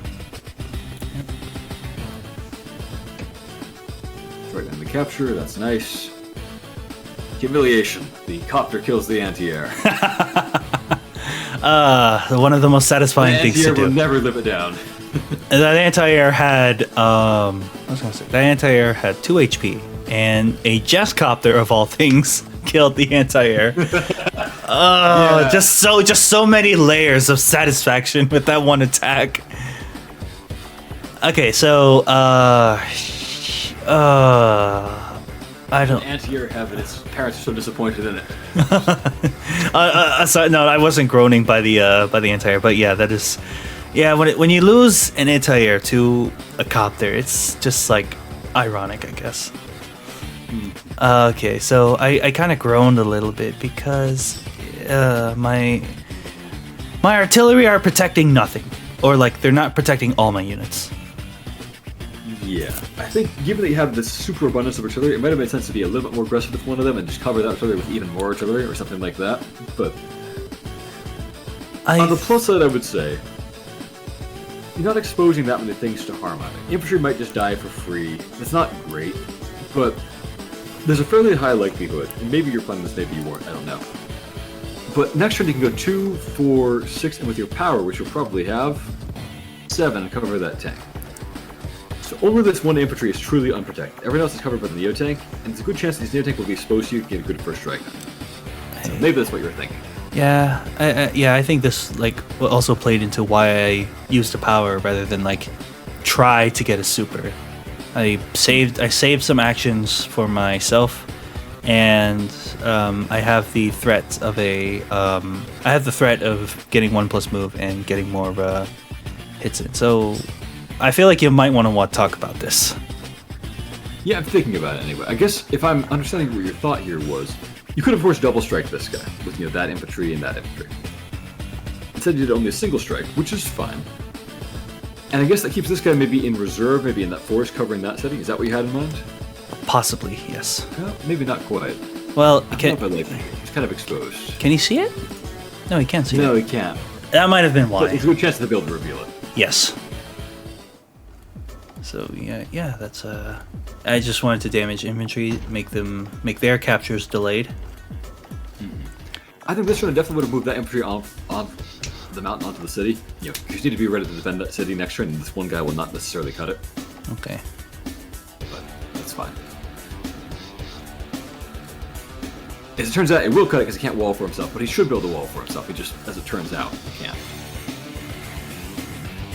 And I think I start freaking out a little bit when this turn happens. I definitely was freaking out at this point. I understand that I am threatening captures here, but getting captures up here, I'm just like, oh man, do I have to front shift back over there now? I thought I was, this isn't holding, unfortunately. Too skeletal. This is kind of weird, too skeletal. Like, there's some dry, crumbly, moldering old bones there. Yep. That does, save myself, 1k? Or 2k, because he's capturing my property. What is this? Yeah, this am I awake? I think a front shift. Yeah, I think a front shift would be better.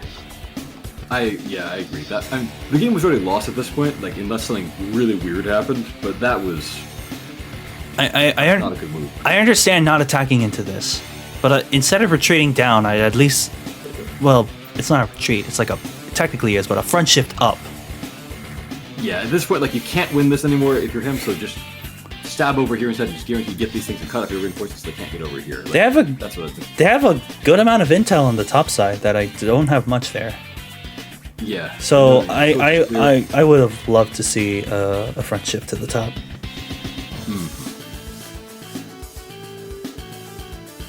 Yeah, there's that recon. So, yeah, the good news is that true, he gets some of your properties, you get some of his, but you get them a turn earlier, which does actually give you an advantage overall. Like, you get 3 properties and he gets 3. That means that there's a turn where he is down 3 properties. There isn't a turn where you're up 3, but he does still lose 3,000 income. So it's still a net win for you. I can interrupt one of the captures. That too, yeah. Yeah, so, wow, 6k this turn. 6k this turn. That would change. I also think I built the medium tank expecting to use my power next turn. So I can like just get like that one extra move, and I think I make a infantry sack. Yeah. Yeah, so I stop 2 of the captures. If I don't shiv, that recon's out of position. Yeah, that becomes probably a dead recon, but it's done a good job. It revealed a lot of information here, and it also saved you 2,000 money there, so that's okay at least. Yeah, this is man, I see why infantry walls are like so like I don't see why. I feel like infantry walls are really good on this map because of all that defensive terrain you can take advantage of.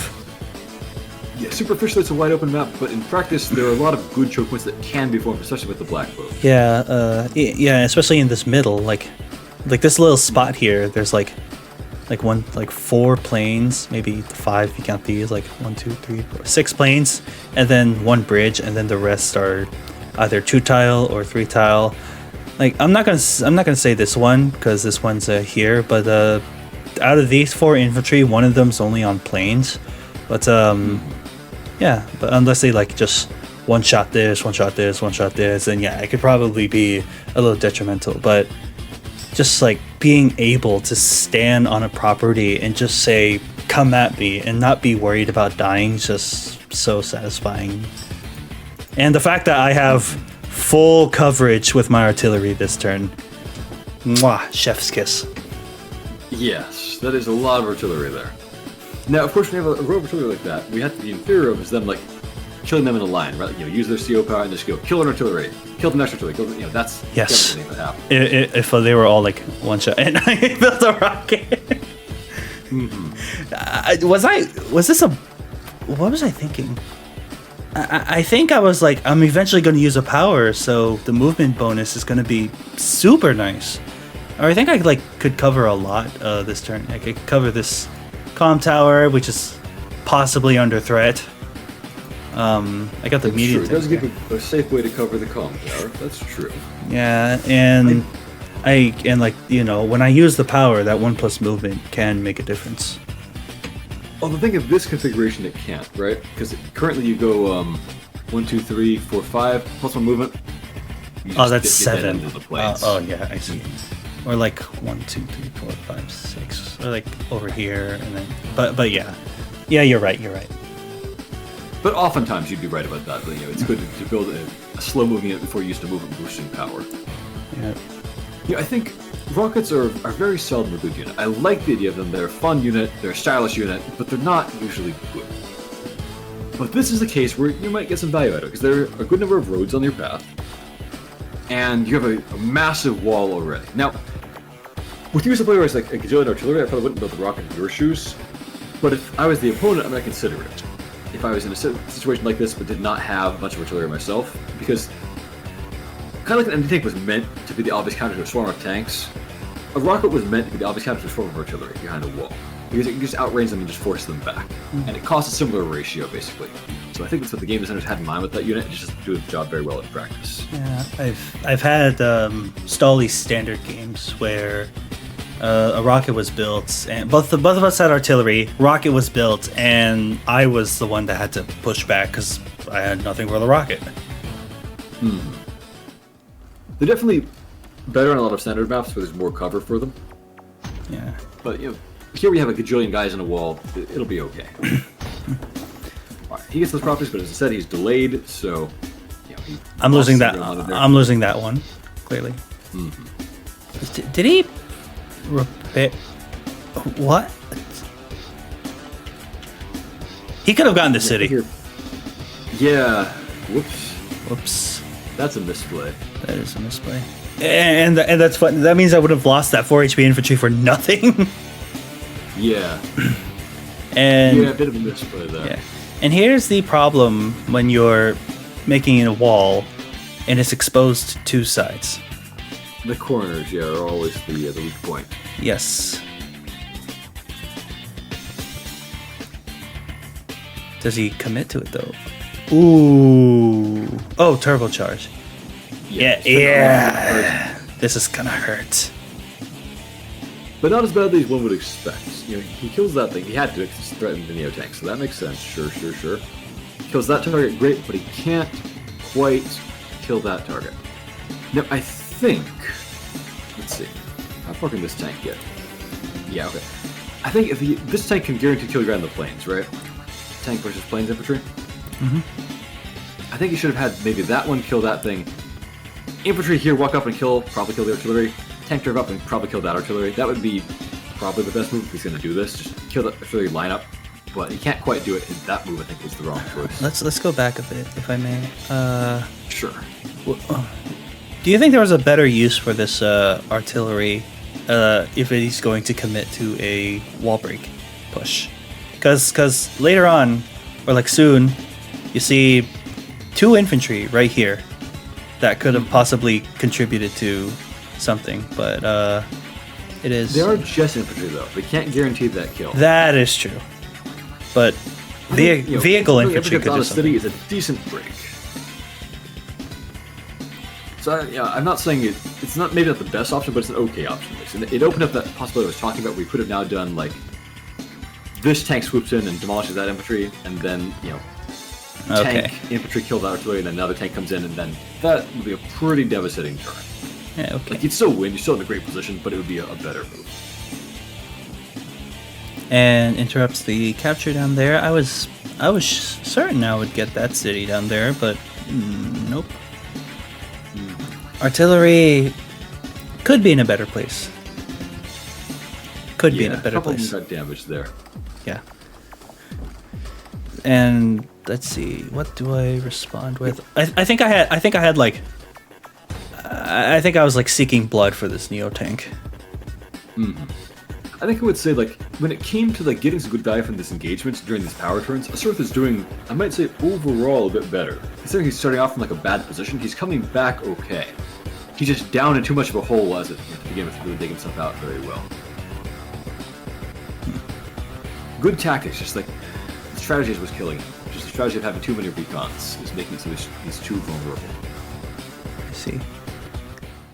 So here you get a devastating overdrive. Overdrive. Oh, okay. Now my rocket can move onto the planes. There we go. There we go. That was part of the plan to begin with, but it worked. That's what I want. That's what I wanted. Okay, now I am 6 income ahead. You had a great first strike. Boom. Great one there. Save the comm tower. Very good. Rocket on the planes. Let's go.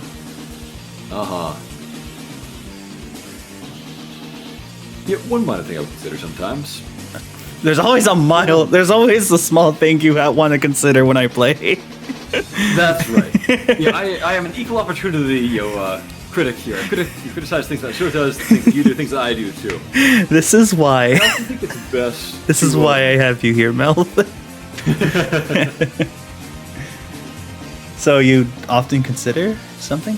If you have guys that are kind of reinforced that are way in the back, can't do anything to contribute to the fight this turn, often move those last, because they can't either reveal anything or fight anything. But maybe, just maybe, intel you gather during the course of the turn will tell you where they should go instead. Okay. Like, this is fine, it's a very minor thing, but it was a slight optimization you consider. So you have guys who can't fight, can't reveal anything, move them last and see what you reveal, and then you can maybe decide where to move them based on that. Okay. Oh, that's so satisfying.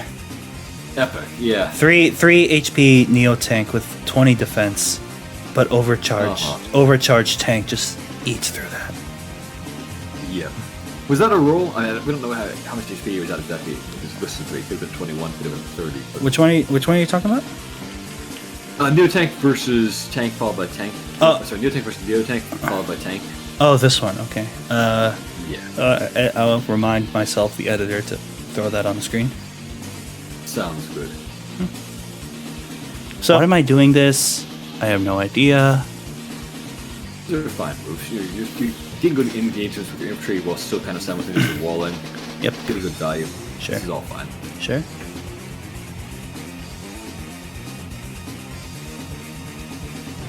Yeah, at this point, it is over. You're ahead by so much, unit count, so many properties, so much value.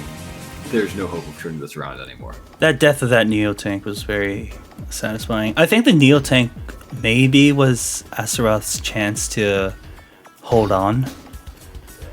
Yeah, maybe. He still would have been in a hole, but like if everything had gone his way, maybe they'd turn things around. Yeah. I think we can talk about how things went, where the loss was decided later on. I think, but yeah, no surprise they surrenders at this stage. Alrighty, so end result is hold on. Great win for Advanced Warrior. A great. Oh, you consider that a great win? Yeah, it was pretty decisive, I would say. I was gonna say results 2 income ahead. Army value is significantly massive, and it was just Astaroth was player 1, so yeah, looks like I've had 27 kills and 22 deaths, so just 5 ahead, but I am 7 units ahead of my opponent. I did join cap though, but yeah. So, in the beginning, the recons. Mm-hmm. You may just skip turns. Yeah, let's. W. Yes, W. Yeah. Yeah. So I mean, I don't really think the recon is great on this map to begin with. I feel like before someone is permitted to build another recon, they should write an essay about why they're going to build that recon and what it's going to do, and why it's actually worth it. Because usually it's not worth it, unless you really know what you're doing. Don't build another recon. Yeah. If you're going to build one on this map, I think what you need to do is, if you're going to do that, don't have it on its own. Go aggressive on that side where the recon is. Have it be cover while your infantry capture these properties, something like that. Then maybe you get some value out of that. Yeah. And also, I think if you want to have any chance of getting away without the tank just wrecking you, don't stare at that comm tower. Walk over here, something like this, and try to interrupt that capture over there, where you probably won't find a tank waiting for you. Something like that. And something, if I may add, is know what your opponent can do, assuming without base skipping, of course. Know how limited your opponent is, because the recon just sitting here. If Astaroth knew when I could build a tank, because the tank is the biggest threat to the recon. If Astaroth knew when I could build an early tank without base skipping, because plan that your opponent won't base skip, because it's best to assume the smart decision for your opponent when you're trying to play as them. It's I didn't have a tank until turn 6, and the recon could have moved out further. And I mean, I guess it's maybe if it moved out here and saw the infantry later on, it would probably be okay, is the tank up there? Is the tank down there? That maybe there's a little bit of a gamble there, but at the end of the day, you don't like early recons on this map, as you said. Yeah. And if you were going to do this, is not the way to use it. This is really nothing. It sits there turn after turn. Natural infantry captures. Yeah, it observes these normal things happening. Other recon has a free hit here, but doesn't take it, because he's scared. But if you're going to build these recons, you're not getting any value out of them. You're killing your own economy for nothing in return. On this turn, he's revealed that he's weak. He has a tank in the forward position. Luckily, you don't punish him for that, but this could have just been the beginning of the dominoes falling, just wiping him out. Mm-hmm. So because he has nothing to show for 2 recons. Yeah. Astaroth has made some mistakes. I have maybe mistakes, but also missed opportunities to possibly end this game much sooner. I think I would agree with that assessment. There's a quote from Sun Tzu that our enemies really are what we don't defeat our enemies. The enemies defeat themselves. We just see the opportunity and use it, basically. And that is very often true in Advanced Wars. You know, if an opponent just plays intelligently and doesn't make big mistakes, you can get a draw against them pretty easily. You can go into a stalemate against them, but didn't give you a chance to beat them, and you take that chance to actually get a decisive win. Things here, he's giving you opportunities, but you were being sensibly cautious at many times. You're being careful, but maybe too careful at times. Gotta have that killer instinct and know when to go for the throat, I think. When you build recons, you are not being very strong. You're being quite weak. You might be maybe able to get an advantage if things go right, but like, if you're not very strong, the opponent can take advantage. When you have 3 recons, it's a day 10. You're gonna pay for that. That's like 2 artilleries worth. Mm-hmm. And I had 2 artilleries on screen right now, actually. There we go. There are my 4 recons. I just turned them into artillery. And I think my artillery actually got some good value here. Some of them did. I think you had maybe a couple too many, but definitely the first one was great. Second one was pretty good. Third one was okay. Fourth one, maybe it's excessive. Did I build a 5th one? I don't know. I think he only built 4. It doesn't show it at this point. I guess at the end of the game. But yeah, 3 recons, and it's like turn 10 or like turn 9. They had 3 recons. Yeah, that's too many recons. But you did give Astaroth some credit. Would you like to? I do, yeah. Would you like to go through that? Skip? Yeah, I think Astaroth made several good moves. So like skip the W then, that, or yeah, W forward here. So having got away with an attack there, Astaroth saw a good opportunity over here, got a good free hit there. That was a smart time to attack. Over here was also a pretty good time to attack, I think, overall. And I think also that Astaroth saw some good opportunities fighting on this side. Overextended a bit later on. Like, this is an overextension.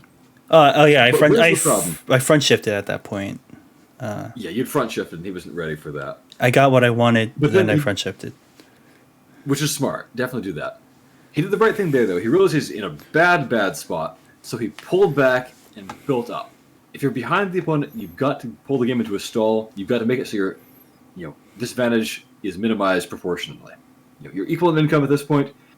Being down 16,000 when you're at 115,000 each, bad but not awful. Being down that way at 200,000 each, you barely even care about it. So he's making the right call there. I think here that he'd done a good job of keeping some of his units back. Maybe could have had better support, but he gets a pretty good counterattack and does not expose too much to you. So he actually pulls ahead here by a decent margin. He does get pummeled back, though. He doesn't really have enough, force to really retaliate. I think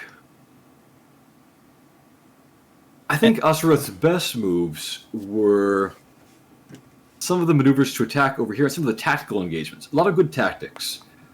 Questionable strategy, good tactics, I would say, for Astaroth. Okay. What about me? I just got lucky? I would say... No, I would not say you got lucky. I would say good strategy. Your strategy was just objectively superior. Okay. It could have been better yet, but it was objectively superior strategy. You built the right units, or closer to the right units. You made. I would say it was probably not great to try to do this attack over here with just this small number of tanks. It worked out. Okay. That was probably your only bad strategy decision. I would say was making that attack. But you got what you wanted there, and very intelligently you pulled back and shifted over to your natural strong side and just fought there and just crushed them, and did a good job of managing your powers too. Like, this is a tense situation, but you kept calm seemingly and made the right call, pushed forward gradually, and then saw your chance to just start wrecking units. Yeah, it feels funny that I feel like I credit this one artillery attack for me to make this push. Mm-hmm. it almost feels funny. But yeah, another thing I do kind of want to share, you don't always need to use your superpower. Mm-hmm. As you saw this turn, the power did enough. Like sometimes a power could be overkill. And if I did, let's say I had a full power this turn, I probably would have gotten a lot more. But sometimes overkill would be too much, and I would be left with an empty power meter than this. It is one thing that a Jess player should know. Is that you want to have gas in the tank and keep your powder dry. And using your power instead of your superpower is a way of doing that. You keep your half your charge is ready to go, basically. You can maybe get another CO power out. So you get some value, you get some defensive bonuses. They can also maybe threaten to hit them back if they push you too hard after that. So I think it was the right call there. Alrighty. Alright, so anything else you'd like to add or anything you'd like to finalize about this match? I think I've talked everyone's ears off about this already. I think I'm about done. Okay, alright. Okay, so Recon's a bit too much from Azeroth, but you said good tactics from them. You said this yourself. Good strategy, but some minor decisions that you weren't too fond of. But my strategy, good strategy. I disagree with one maneuver, but everything else was good. I thought. Yeah, my strategy was go strong here, win these properties. They're not needed here anymore. Go back and you said I just crushed them. Got some intelligence, saw that an artillery was here. Used my power. That did enough. Didn't need to overkill, and it just like slowly snowballed. I did lose some of the properties here, but overall, I was winning the battle. All right. So, Melth, thank you so much for doing this. I was very happy that you had the time to come here and not only teach me, but possibly everyone else watching this video. Always a pleasure, Advanced Warrior. And keep in mind, of course, I'm not necessarily an expert player, and I know that. I'm giving my best advice here, my thoughts, but they're not the only way to think about this game. And maybe some of my thoughts about these are not, in fact, the best ways to play things. But I think it's at least worth considering other perspectives. Yes. Yeah, like I probably wouldn't have said most of the things you've mentioned had I done this commentary myself. All right, so Melth, where can they find you? I've got my own channel. I'm sure Advanced Warrior will link to that. I do challenge runs mostly of Advanced Wars, as I said, Dark Souls, lots of games. Things like no casualty runs, speed runs, stuff like that. Usually on the hardest difficulty. And I also do Advanced Wars by web too. Patreon? Yes, I do have a Patreon too. I consider it to be a little bit beyond the pale to talk about that on somebody else's channel, though. They can find that if they want to. Come on, chill a little bit. I have my pride. Alrighty. Alright, so there's no outro face cam because my cameras are broken trying to run Discord and Streamlabs. I probably should use OBS because I heard Streamlabs takes a little too much out of your computer. But I hope you all enjoyed this movie because we are past the 2-hour mark here. We need to cut this one down, I'm sure. I'll only cut some of it down, but I think it'll still be over 2 hours. Thank you all so much for watching. Again, thank you, Melth, for being here. I may or may not do this again because this was very fun. All right, guys and gals. All right. I am Advanced Warrior. Have a good day, everyone. Have a good day. I am Advanced Warrior. You all have my warmest regards. Please take care. So, get a lot of work done. So a lot of the viewers already know the answer to this, but what should I do for this video? Should I do Advance Wars 1 Jess theme and then Dual Strike, Advance Wars 2 Jess theme and then Dual Strike Jess theme? Or should I throw in the Reboot Camp Jess theme? I haven't heard Reboot Camp 1. I've heard Reboot Camp music is good, but I was shocked to find that I absolutely hated Drake's Reboot Camp theme when I heard it. What? So I don't know what to think about the rest of it. What? Yeah, oh my god, this is awful. I used to like Drake's theme. That's one of the best. I love it because I heard it was so good. That's one of the best ones. That's one of the best ones. Given that, I don't know what to think about the rest of the games. I haven't heard it yet, but if I hated that one, who knows what else I would hate. So I lean toward maybe just Jess's Advance Wars 2 one, the classic. Or Dual Strike or something. They're similar. I think Sonja probably had the best improved theme. Maybe. I didn't like her one in Advance Wars 2, so I could certainly buy that would be better. What? That's his power theme. Yeah, when they have a power, they have an alternate tune. Oh, that's yeah, I'll show you. I haven't heard that one. I'll show you after this. But I guess for anyone who's watching, you already know what I decided with when editing this video. So, just a funny little off-script conversation.